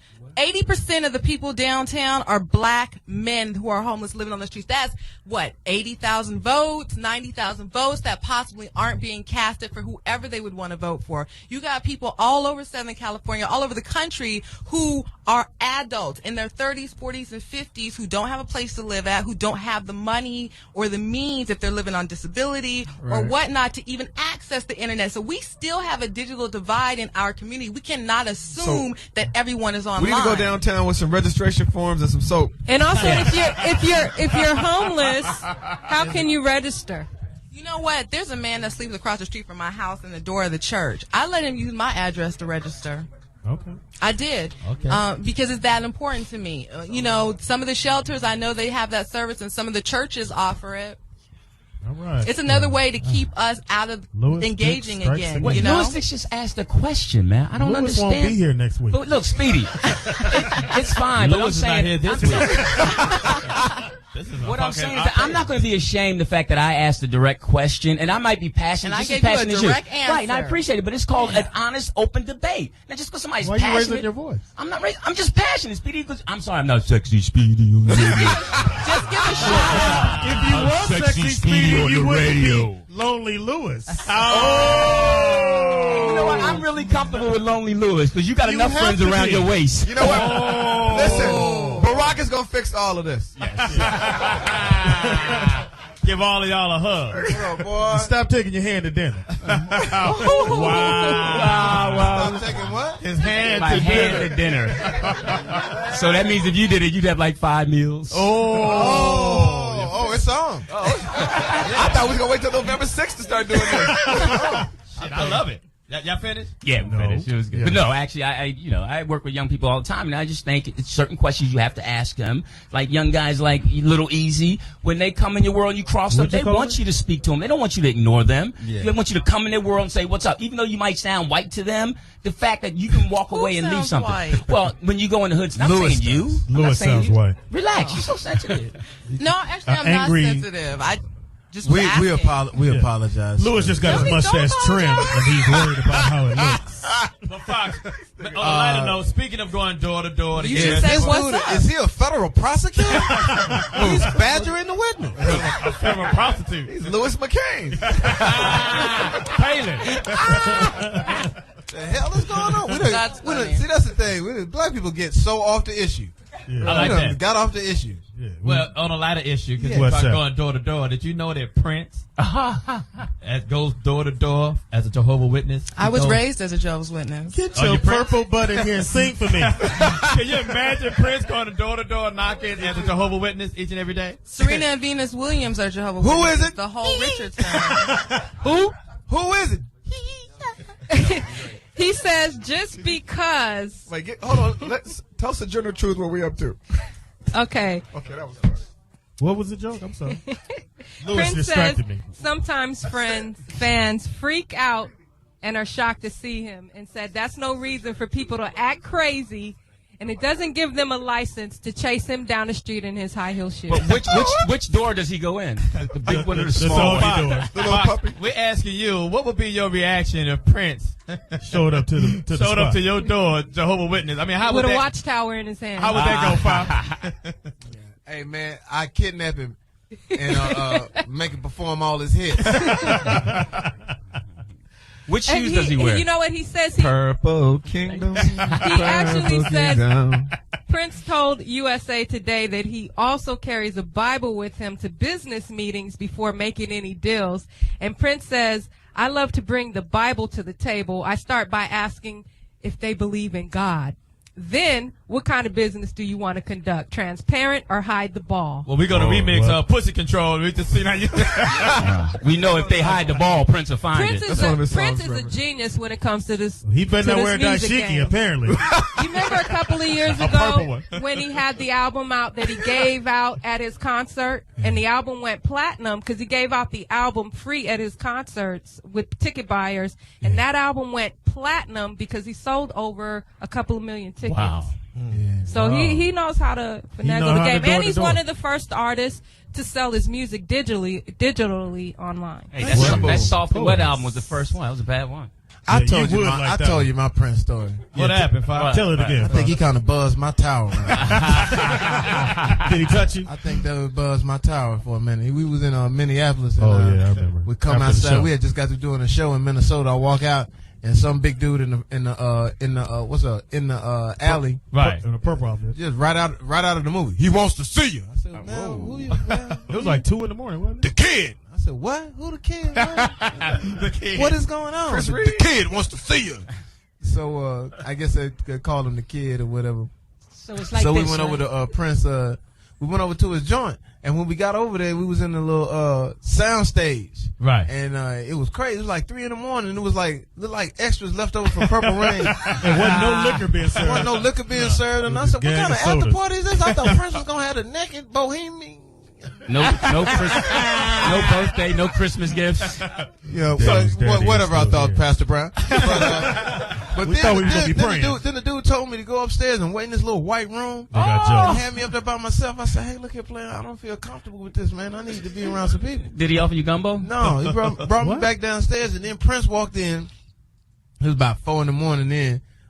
With the one piece, he had the one piece bodysuit on. Am I kidding? Yeah, with the boots on, heels. Boots sewn in, and had the little golden sachet belly chain, and the hair was freshly bumped, laying on his shoulders. Makeup 5 a.m. Makeup did up 5 a.m. I said, man, this dude. How long did you stay? Kind of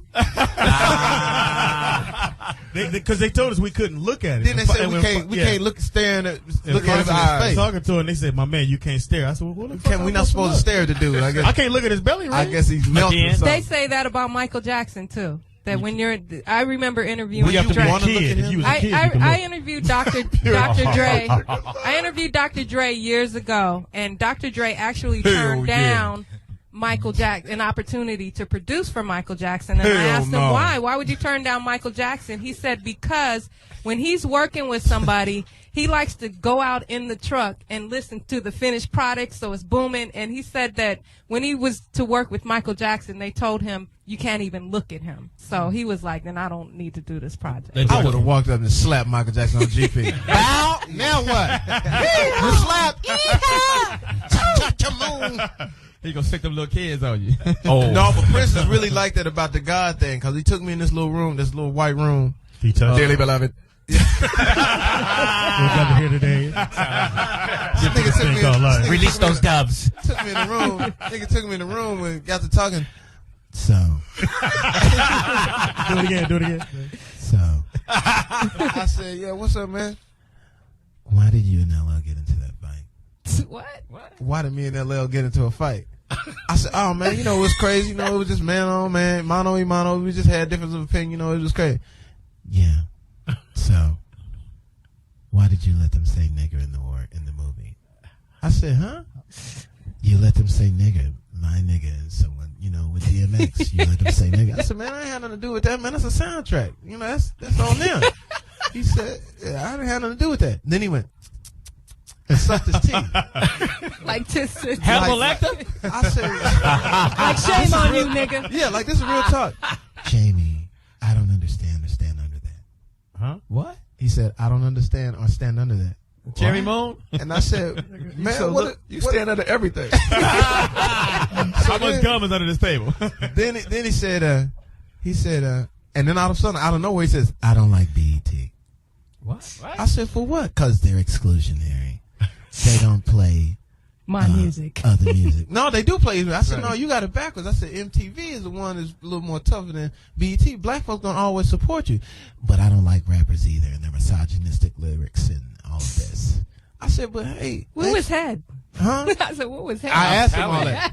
I said, well, what about Head and Pussy Control? And I'm just saying the names of the all right. That's the name of the album. Pussycat Not that I've ever listened to it. But he was like, well, God understands me and God is love. And I said, you wrote Pussy, you can't perform Pussy Control in no church. And then he kept sucking his teeth. I said, man, I think you're trying to play me in a weird kind of way. And I said, I don't appreciate it. I said, I don't appreciate it. And then he said, I said, what about when you was talking about menage a trois and all that kind of, oh, Jamie, I don't understand or stand under that. I said, man, well, maybe the symbol don't, but Prince did some freaky stuff. What's his name? Charles Nelson Rogers. Rogers Nelson. Whatever. So it got bad. We actually got like kind of into it. I hear that he's like that. I said, well, man, you know, we did leave right away. Yeah, we left out. I said, man, let's go, man. I walked, you know, Speedy them had jokes. Yeah, because you know, I was walking around because I didn't believe I was in his house, so he had these little clay emblems all around the candles. You ate one. So anyway.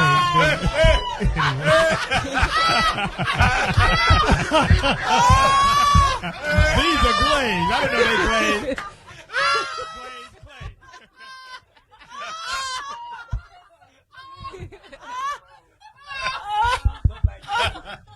Bud like joke of the purple clay, purple clay. What were the figurines of? What were they? Apollonia. Oh, man. Shoot, man. Purple clay, purple clay. Anyway, man, he's a musical genius, but the dude is strange. Man. Yeah, I mean, he'll invite you to his crib for a party and then disinvite you once you get there. Right. Yeah, a friend of mine told me. I get there, I said, yeah, man, what's up, man? What's going on? The kid said it's not. It's the same thing. I said, nigga, I done drove 45 minutes to get up in this piece, man. I'm coming up in here, man. And I gave it to him for about 25 minutes. Outside the door. Damon said he took off his high heel shoes and had on high heel socks.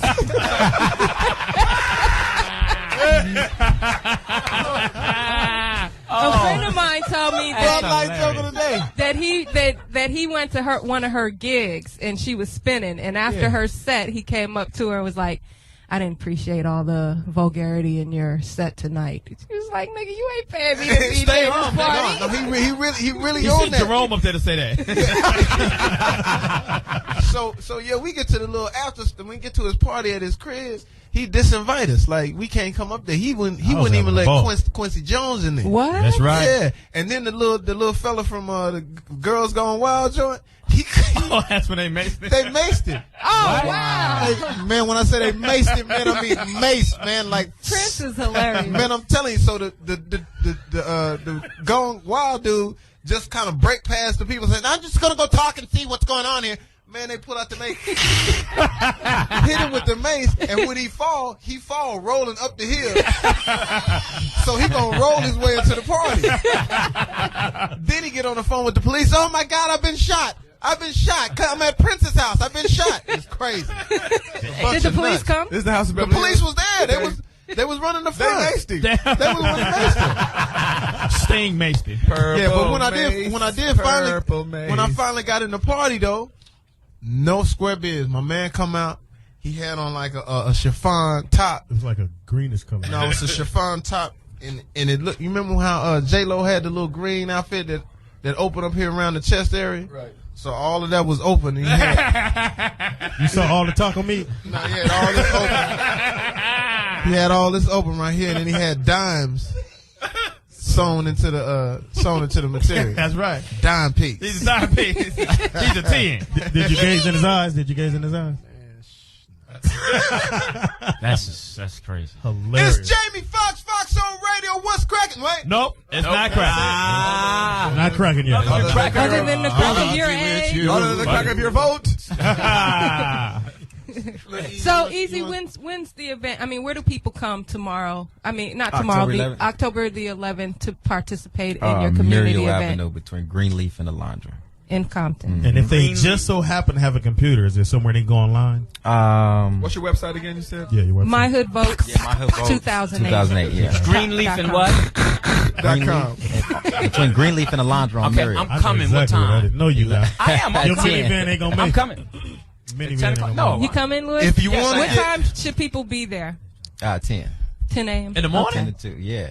And is there a number, Jasmine, or people can call to find out more info? Yeah, the website is under construction right now. It'll be up over the weekend, and it's myhoodvotes.com. And for the MySpace, it's myspace.com. MyHoodVotes. Or Lil Eazy-E at myspace.com. And if you're homeless, there's some window. We're going to put up some window signs. Some window dressing. Yeah. So you can go. My MySpace is officially www.myspace.com. Jamie Foxx. Jamie Yes. That's what it is, Speedy. What? Who put the yes on there? Another nigga that said no. Prince put it on there. We got. Easy. Let's talk a little bit about your dad real quick. Go ahead. How do you feel? What do you feel the legacy of your father is, and what do you feel? How did he change the rap game? And we're speaking for those who just tuned in. We're speaking to Lil Eazy-E, the son of the late Eric Eazy-E Wright. Well, man, I mean, I get that question all the time as far as on his legacy. I don't have a definite, just something that I could put it on, but he is gangster rap. You know what I mean? He changed the freedom of speech for rappers to say what they wanted to say. You know what I mean? He the first one to start it. He gave off the brand to own your own label, to own your own masters. You know what I'm saying? And to be a rapper also. The Puff Daddies, you know. How was it growing up with him being your father? You know, it was daddy. You know what I'm saying? It was, I didn't look at it until we went out. You know what I'm saying? We used to go out. That's how, like, wow, Pops. You know what I'm saying? They picked me up to, you know, to help me do certain things. I wanted to stay around us all the time. A lot of Hispanics, you know, just any kind of fans doing what they did when we went out. But other than that, it was daddy. He was funny. You know what I'm saying? What was one more? Okay. Just one more question. Okay, I want to ask him a question too. What do you feel is the biggest misconception about your father?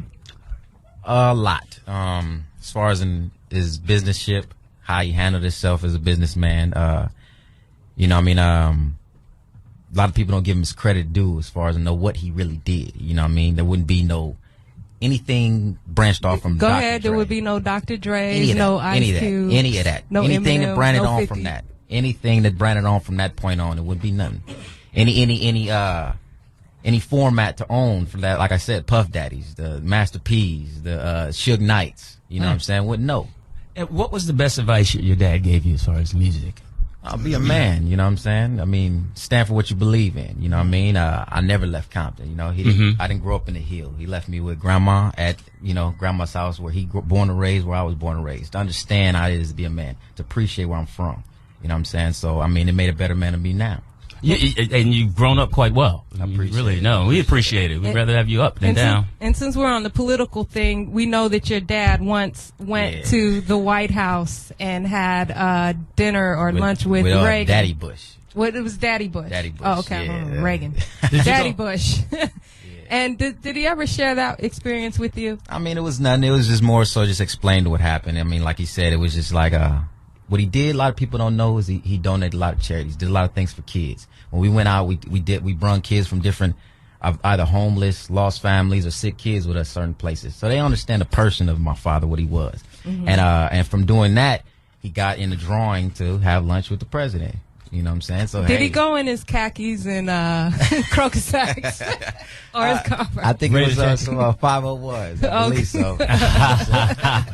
With his hat on. Yeah. Is that his hat on? Going with your dashiki? I don't know. No, I don't think so. I think at his age he was able to come. Craig, they got a little confused because Jordan was standing there with a suit. And you're also a recording artist and have recorded an album before. What are you doing as far as your music career?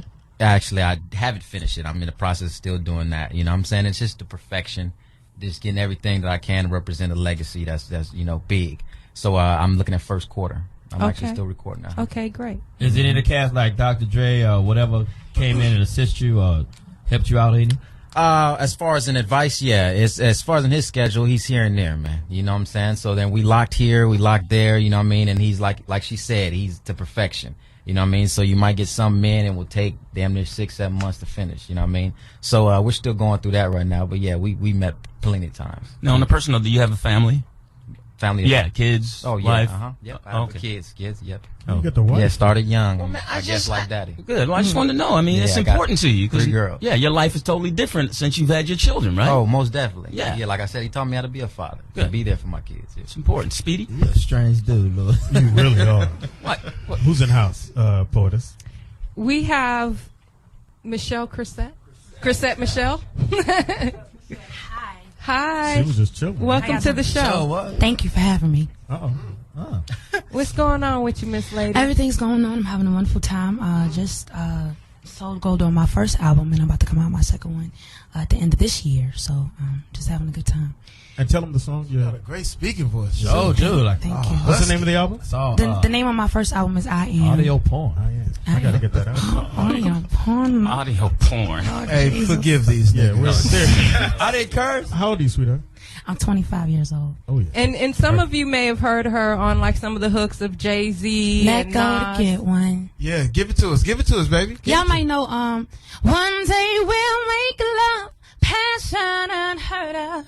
I'll be your woman. If I have my way, we will see heaven, loving together. We won't stop ever. If I have my way.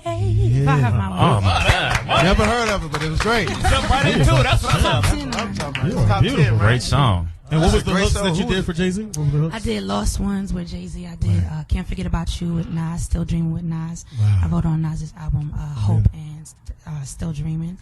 And I did Ghostface album. I did The Game's new album. Give me something from The Game. Did I just Sarah Palin you? Huh? No, go ahead. Yeah, you did. Where are you originally from? Very hard. I'm from Long Island, New York. Eyes right Long Island. Long Island, You got New some York. pretty lips. Look Thank at you. your lips. We met before, Mr. What happened? We was looking at a picture. Is that right? Yeah, in the studio. And then whatever. And we laughed. We laughed. Yes, we laughed. I told Well, we should have. But I didn't introduce myself. So are you writing your own music and doing all that? Yeah, I wrote my whole album. Okay. And I'm writing on this next album. I worked with Babyface, John Legend, with Lion. Really? Had a really, really good time. Yes. Wow, John Legend. So what do you feel like in this day and time? Did Babyface have on any deodorant when you was working? Yeah, he smelled really good. Well, he must have some baby powder on. Last time I ran into him. Yeah, I remember that. Man, it was You mean the last time? outdoorsman. No, Face don't believe. I'm joking, but Face doesn't believe in putting on deodorant. Oh, serious? Right. He rubs crystals under his arms. They ain't working. He knows the stories. They not working. No. What he does, he says that the reason he doesn't wear, He really does. that he doesn't wear under deodorant is because it keeps the bad spirits away. You lying? I'm not lying. Well, you keep the bad funk away. Because now his, you know, I got stories. Babyface performed at the W, right? Killing, you know. In New York? Doing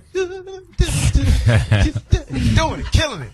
But I get to his room first because they said, well, they're going to have an after party in Babyface's room upstairs in the hotel. So I get to the hotel and I walk in there. It was like pigeons was in there. I said, what is going on in here? So I go to his people and I go, no, you can't let Face come in here because it's a stench. Yeah. And we need to get some candles or something because I don't want dude to come up in his room and think something's going on. So I'm trying to go get candles or whatever like that. And so Face comes in and walks towards me and I'm getting ready to tell him what had happened. And when he gets to me, I said, oh, hell no. It's you. Like somebody hung up his t-shirts in the motherfucker. He always having a fresh white t-shirt. That's probably why he changed his It's not t-shirt fresh. so much. I don't know. I hear the same about R. Kelly, though. Have you ever smelled him? Nah, Smell like children. Smell R. Kelly. He smell like crayons. Smell like crayons. Smell like videotape. Baby lack. A whole bunch of lunch buckets. Smell like some Tonka toys. Now, we Smell know, like an acquittal. Chrisette, you are performing this weekend at Drew University. It's a fundraiser event. Jazz for, at Drew. Oh, Jazz at Drew, yeah. For young people who are going after their dreams to follow medicine and become doctors and nurses and such. So all of the proceeds from that are going to that foundation. Wow. And you're from Long Island? From Strong Island. Strong Island. Everybody say I mean. Woo. Wow. I mean? So Strong Island. Where's Funkmaster Flex from? New Rochelle? No. Oh. No. I don't know. Jamaica? But he does talk like that. Blow it up, son. Yo, fam, I want you to look in my face, fam, right now. Because this is serious. Did you see him on R. Kelly? Fix your face, New York. He was on the video, too? Did you see him on the video with R. Kelly? He ran the camera. Yo, bring that up right now. Bring up Funkmaster Flex on R. Kelly right now. Yo, fam, I want you to really look in my face and understand that this is serious right now. She can play too. I want her to blow it up, Chrisette, can you bless us, please? She can play too. She play too. Switch. Now your album I Am is out, right? Switch. It's out. Okay, good. We're going to get Chrisette to play, Easy to rap. We about to do it up in here. Yeah, Speedy falling in love. I'm watching Speedy. Very much so. Speedy falling in love. She's just Speedy. She's just Speedy. My flavor. I'm telling you, she's just too young for you. Don't mess her life up. No, she don't. She got hopes and dreams. Yeah, don't mess her life up. Y'all acting like Speedy has a chance. Yeah, that's what I'm saying. Don't hate on me. Y'all acting like Speedy's Dark Gable or something. Look how he's looking at her like Don't a piece hate of on me, meat. Fox. She don't want you. What? She don't believe in your Oscar. Ain't no pedal. If there's not, then don't, it's just not going to be We can give you the baby face stench. No, I don't. They said he was using crystal meth on his arm. I'm sorry. Crystals, and then somebody said that's true. That he rubs crystals under his arm. But how would he know Onion that? and armpit sandwich. Well, I know that some people do use crystals under their arms to prevent Johnny, odor. you better get you It some- doesn't work. Better get you some Dove. Straight up. Baby face needs some baby wipes. Now you ain't gonna say nothing about that. I can say what I want to say, Speedy. Love is Be you. here for me. All right, go ahead, baby.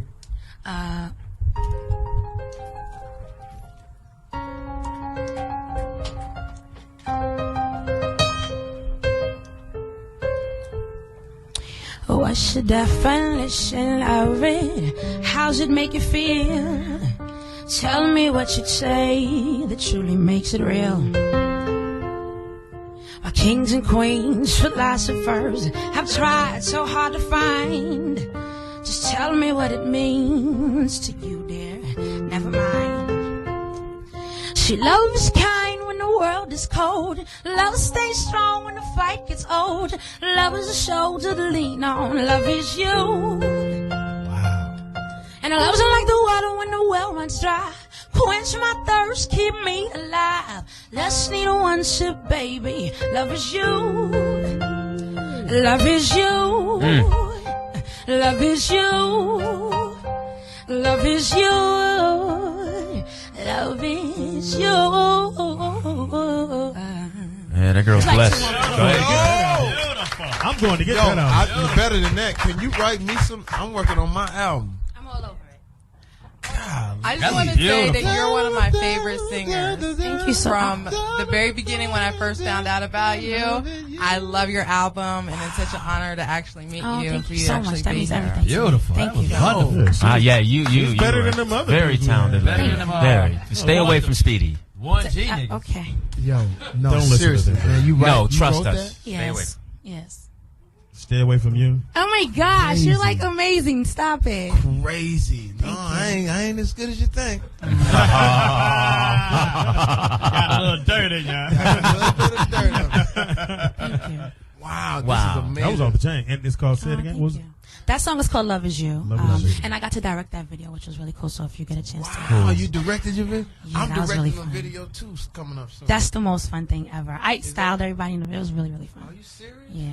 Damn. Wow. I had a good Can I time. be in the video, Fox? Oh, of course you can. Oh, okay. I can Well, Speedy, he was at my just No, Speedy. that wasn't me. That Yeah, was. that's- Yeah, I know you're looking at me. I Speedy want to be background. I understand. A background. He is the background. Oh. Okay. Maybe doing something like a little jungle. I want love or to something. Fox. I'm be in the video. Now, Yeah, Speedy, you could be in the video. now Chrisette, you also write the way you said songs that. for other people. Yes, that's what I'm working on. That's what I'm working on. Hanging out with Fantasia, and some other people. So I'm having a good time. So what has been like your most exciting project to date? My most exciting, well, I mean, being on all of these rap albums is really, really cool. I didn't know that was gonna happen. So are you the female Nate Dogg? No, I'm kidding. You know no, what? you can really sing. I mean, we could call Nate it the Dogg can hip hop, sing. and I really sang on them hooks. Nate now. Dogg can sing. What was the first one you did? You know my favorite First Nate one, Dogg? last one. My favorite Nate Dogg is the commercial. Up at the corner store, you know what I'm looking for.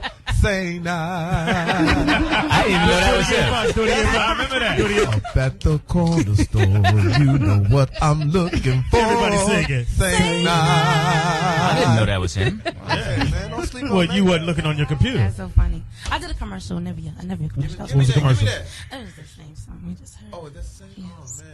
Chris, Man, what was it selling? What was it? It was your selling voice lotion. is so delicious. Lotion. Yeah. Oh, what kind? So how did it go? The lotion, Nivea. really thick lotion. I like for Nivea. Ashy people. Now, I can't use that. It bogs me down. Sticks. It's too thick. No, you got to use the thin one with the blue top. Yeah, there's two different kinds. kinds. Two different kinds. Really, really thick. We're ashy and extra ashy. Right, yeah. I use the looser kind, Yeah, I don't use the Nivea. Man, it was a meltdown. Hysterical. Don't use that 99 cent store lotion. That's no Chrisette, what is your favorite song to sing? Whether it's yours or someone else's or whatever. When I fall in love. When I fall in love. I like jazz. I'm a jazz head. Sing it. You definitely have I got a story about that song. Uh-oh. Got a story about that song. Tell us about it. Babyface, coldest move ever. When he was married to Tracy. Coldest move ever. I take Tracy's mom to Tracy's surprise birthday party. We get to the Beverly Hills Hotel. When we get there, so all these people sort of waiting around to, yell surprise for Tracy. A dude with a top hat comes in and he gives me the skinny what's going on. He said, listen, Babyface has the ballroom booked out. He got a 30-piece orchestra in there right now. And what he gonna do is he gonna have her walk in first, and he gonna be down at the stage. And when she walked in, the orchestra started, and he sung "When I Fall in Love, It Will Be Forever." Crazy. Did you cry? What was sick? Yeah, I did. What was sick about it was that he had a 30-piece orchestra. I cry. I get emotional. He had a 30-piece orchestra. We all sit down, and it was like a couples party where every table had your own waiter and your own waitress, your own. Not that I partook in any of the alcohol, but they did have booze there. Wine. They had wine. Right. And 7 barley loaves. Manna. They had manna. But as we were sitting there, the 30-piece orchestra left, and another 30-piece orchestra filtered in to break for that 30-piece orchestra. I had a great joke. Wow. Is that crazy? That's crazy. Is that crazy? I bet he'll never do it again. They went to the divorce. I bet you. Yeah, was Eddie there? Was Eddie running the orchestra? Speaking of Babyface, he just had a new baby this week. Him and his girlfriend. Baby had a baby? New baby girl. Oh, Beautiful. so that means Tracy's gonna get pregnant. Named now. the baby Eddie. His first girl, because he has 2 boys now. He has 2 boys. Oh, he finally has a girl. Okay, there it goes. So and Byron Allen had a baby this week. Yeah, and Johnny Gill and Eddie are gonna have his wife. What they gonna call him? Brown skin? No, they gonna call him Tyler Perry. Oh, yeah. You guys gotta stop. No, could you imagine if Eddie went to Prince's house? What happened? Wait a minute, listen. I'm getting heat in the street, man. About what? About Eddie and about Johnny. Don't worry about them. And about Tyler Perry. They say they sick of it. They're gonna send the gay mafia after you. Yeah, really. They gonna come dress you.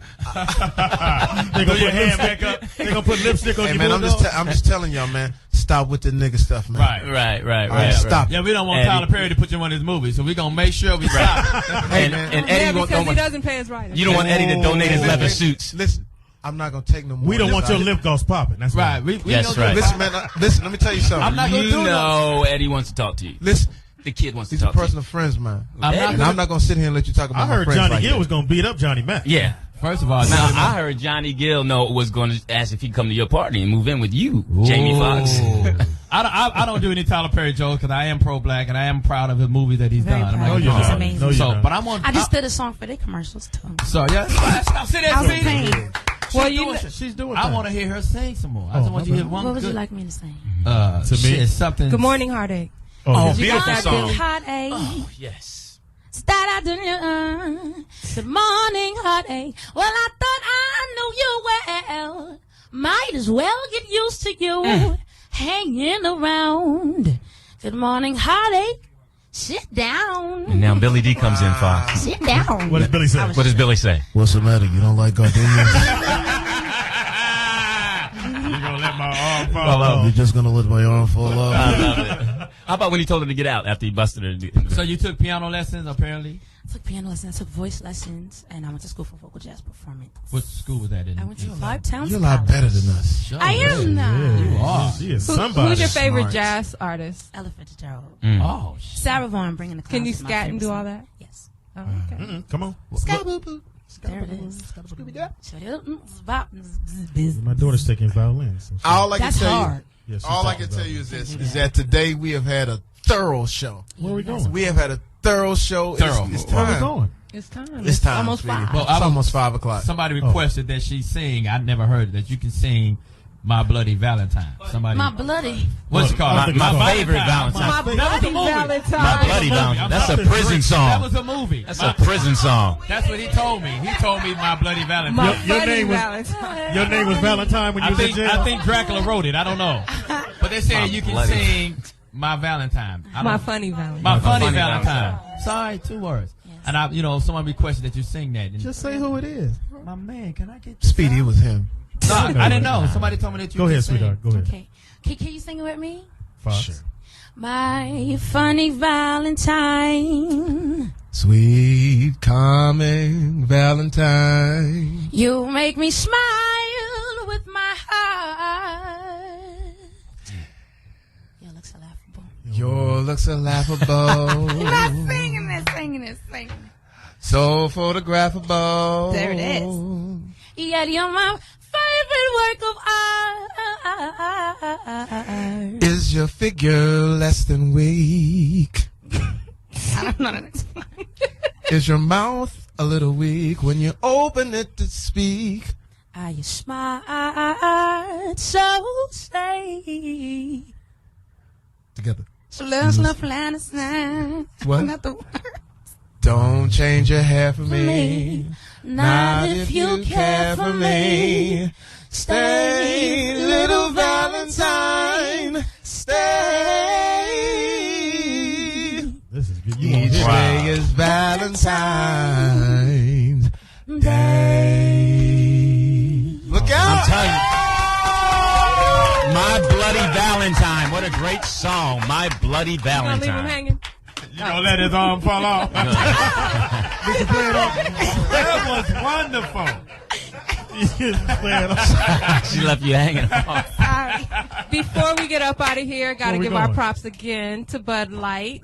Want to tell you that Bud Light is our sponsor here at the Foxxhole. Everybody raise your bottles and welcome Bud Light as a sponsor of the show. We like to have fun here on the show, and that means Bud Light. It's the #1 beer brand in America and the #1 beer on the Foxxhole. Bud Light is refreshing and great tasting with a smooth drinkability that we all like. So if you want to party, you need Bud Light. Bud Light keeps it coming and is the beer of choice for all Foxxhole parties. Make it the brand you enjoy whenever you want to have a good time. Bud Light. Oh, that was really good. And also thank you to Ultimate Ears. Ultimate Ears. As a subscriber, you obviously are a fan of quality audio entertainment. For the ultimate audio experience, you need Ultimate Ears earphones. Check out their full line of products now at ultimateears.com. With Ultimate Ears, you get amazing lifelike sound that fits easily in your ear. Some earphones can even be custom fit to your ears. Use Ultimate Ears with any portable audio device to get amazing sound. Ultimate Ears earphones deliver such a high quality audio. 80% of the world's touring musicians use them, and now you can too. For more information on Ultimate Ears, log on to ultimateears.com to buy direct or to find a retailer near you. That's ultimateears.com. And we also, too, want to give some love to Bling Water. Go to blingh2o.com to get the water that we drink here at the station. And that water is brought to us by David Brown. David Brown. Dave Brown. Dr. Brown's son. Dr. Brown's son. Can I say something? Please do. When we started out with Foxxhole Radio, we just thought we were just gonna have something that we could just go and just be crazy Act stupid. act stupid. We didn't know if it was gonna be successful or what it was gonna be.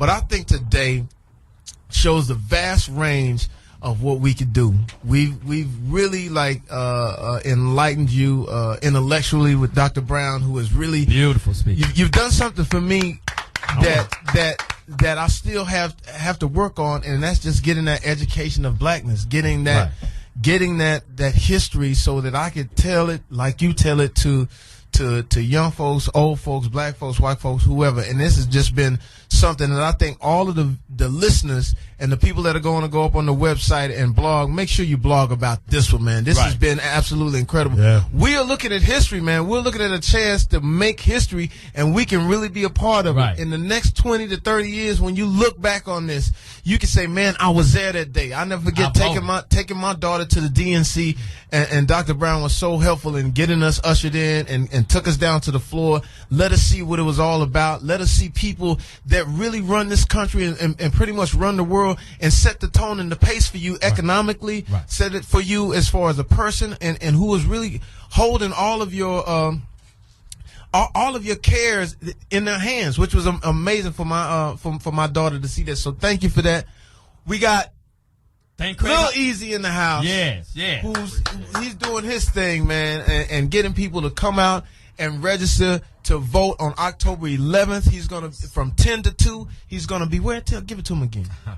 On Muriel between Greenleaf and Alondra. My Hood Vote 2008 campaign. My Hood Votes 2008. I like that. Let's everybody Compton, be, California. and let's for right now. Let's just let everybody know who's all in the house. In the house we got Lil Eazy-E. In the house we got Amos Brown. In the house we got. Yo, it's Speedy, baby. I don't know why he does that. In the house we got OG Poetess. Hold up, gotta wish my mama a happy birthday. Happy It's my mom's birthday. And I'm so blessed that she's here in my life. I love you, Mom. Oh, wow, that's beautiful. Happy birthday. In the house we got Jasmine, a.k.a. J Boogie. Oh, I like that, huh? Yeah, HK In the Boogie. house we got Hey, we got LD, and on top of that, my sister's birthday is tomorrow, Saturday, and she is turning 50. All right. So Happy we're excited for birthday her. to your Tony, my sister you? Tony. You know what, Speedy? Wait till I get you And to in the football house game. we got Johnny Mother boop boop boop Mack. Out of respect for the doctor. And in the house we got Chrisette Michele, new album in stores, top of the quarter. what? And it's called. Wait a minute. The new album is gonna be called Like a Lady. I can't wait to show it to you. And there's a song about Barack Obama. So I don't know if you're allowed to say. Yeah, Like a lady. Yeah, Like a Are Lady. you allowed to say Barack Obama? I don't know. Are you kidding me? Stations don't. Are you kidding me? We so far to the left, we off the dial. We went right. We are off. We are. This whole show is about Barack Obama and getting him as Into the president. White House. In the house, we got Diamond Double D's, and I will say I will be out on Saturday. You Yeah. got me. Poetess got me. Oh my God, Diamond Double. You gotta come to just see You going to Diamond Compton? Double Jiggle. D You in going to Compton with that outfit? person. And jiggle. And if you see the outfit she has on right now, you're guaranteed to vote for everything. You're Vote gonna for your vote. favorite part. Democrat to kitty cat. All I can say, man, is that this is what it's about. I talked to Dick Gregory a long time ago. He said, Fox, if you do anything, get a radio station so you have a voice. And we also had Craig Hodges. We had Craig Hodges on here, Very man, good, too. and stick to your guns, Craig. The dashiki, man. Who's the you know, coach for the Lakers? One of these days, man, we won't have to worry Eric about. We Wilson. can do whatever we want to do, wear what we want to wear, and do what we want to And we had do. the beautiful, well-talented, well-spoken Ed Gordon that called Yes, in. Ed Gordon called in. title. Eric Wilson, the official Foxxhole Radio political analyst. It was and a one-man vote. Go get that Unpredictable album if you just. Which album? I mean, since we just. Which album? We promote stuff. Which album Get is that it again? Unpredictable album if you want to. When's your second album gonna And drop, to peep Fox? this album. And to When's- beat this so I album. can When's your next album gonna drop? My next album is dropping on When? Yeah. Hold on. When? He's got to come Christmas, December December 16th or the 20th. So we gonna promote Hey, from here yeah, on they out. got- December 16th, I got to, but I'm gonna get with Chrisette. Yay. And we're gonna do some. Cause I got a song right now Yay. that I want you to help me with. I'm all It's over called "All I Got Is Weeds." I thought you were going. All you got is what? All I got is What weeds. does it mean? You know what it means? it. Tell me. The girl that I've been seeing for the longest, she my folks, right? But then I suffer from the grass is green on the other side. Okay. So I leave my girl and I go over to this other girl and I end up with nothing but weeds. Wow. All right, so I need I've you been on there. that. Gorgeous. Yeah, I need you on that. I'm It's there. Jamie Foxx, Foxxhole Radio 106, the best on series. It's Yeah, going down. the I'm best. gonna tell you right now, man. It's been a pleasure. When I look to the right of me, I see the people that I will go to war with and I will fight for freedom with. So shout out to all of my troops. You are not forgotten. Never shout out forgotten. to the troops. Never. We will never forget you. You are always on the top of our ticket. We want you to come home because it's an unnecessary war, but we want you to come home intact with your mind, your body, and soul. When I look to the left of me, I see the beautiful Pamela Wells, the Heartbreaker book, Love Rules, the Heartbreakers, Pamela Wells. Make sure you get that. And what this book is about teenage love. Teenage breaks up and teenage love, right? Right. I look to the left of me, I see Beverly Hills. I see Lil Eazy in the house. We won't And I'll put it to you this way. This is the best time I ever have. When I die, heaven better be off the chain because I'm having a ball right here. Series 106, Foxxhole. We out. Wow.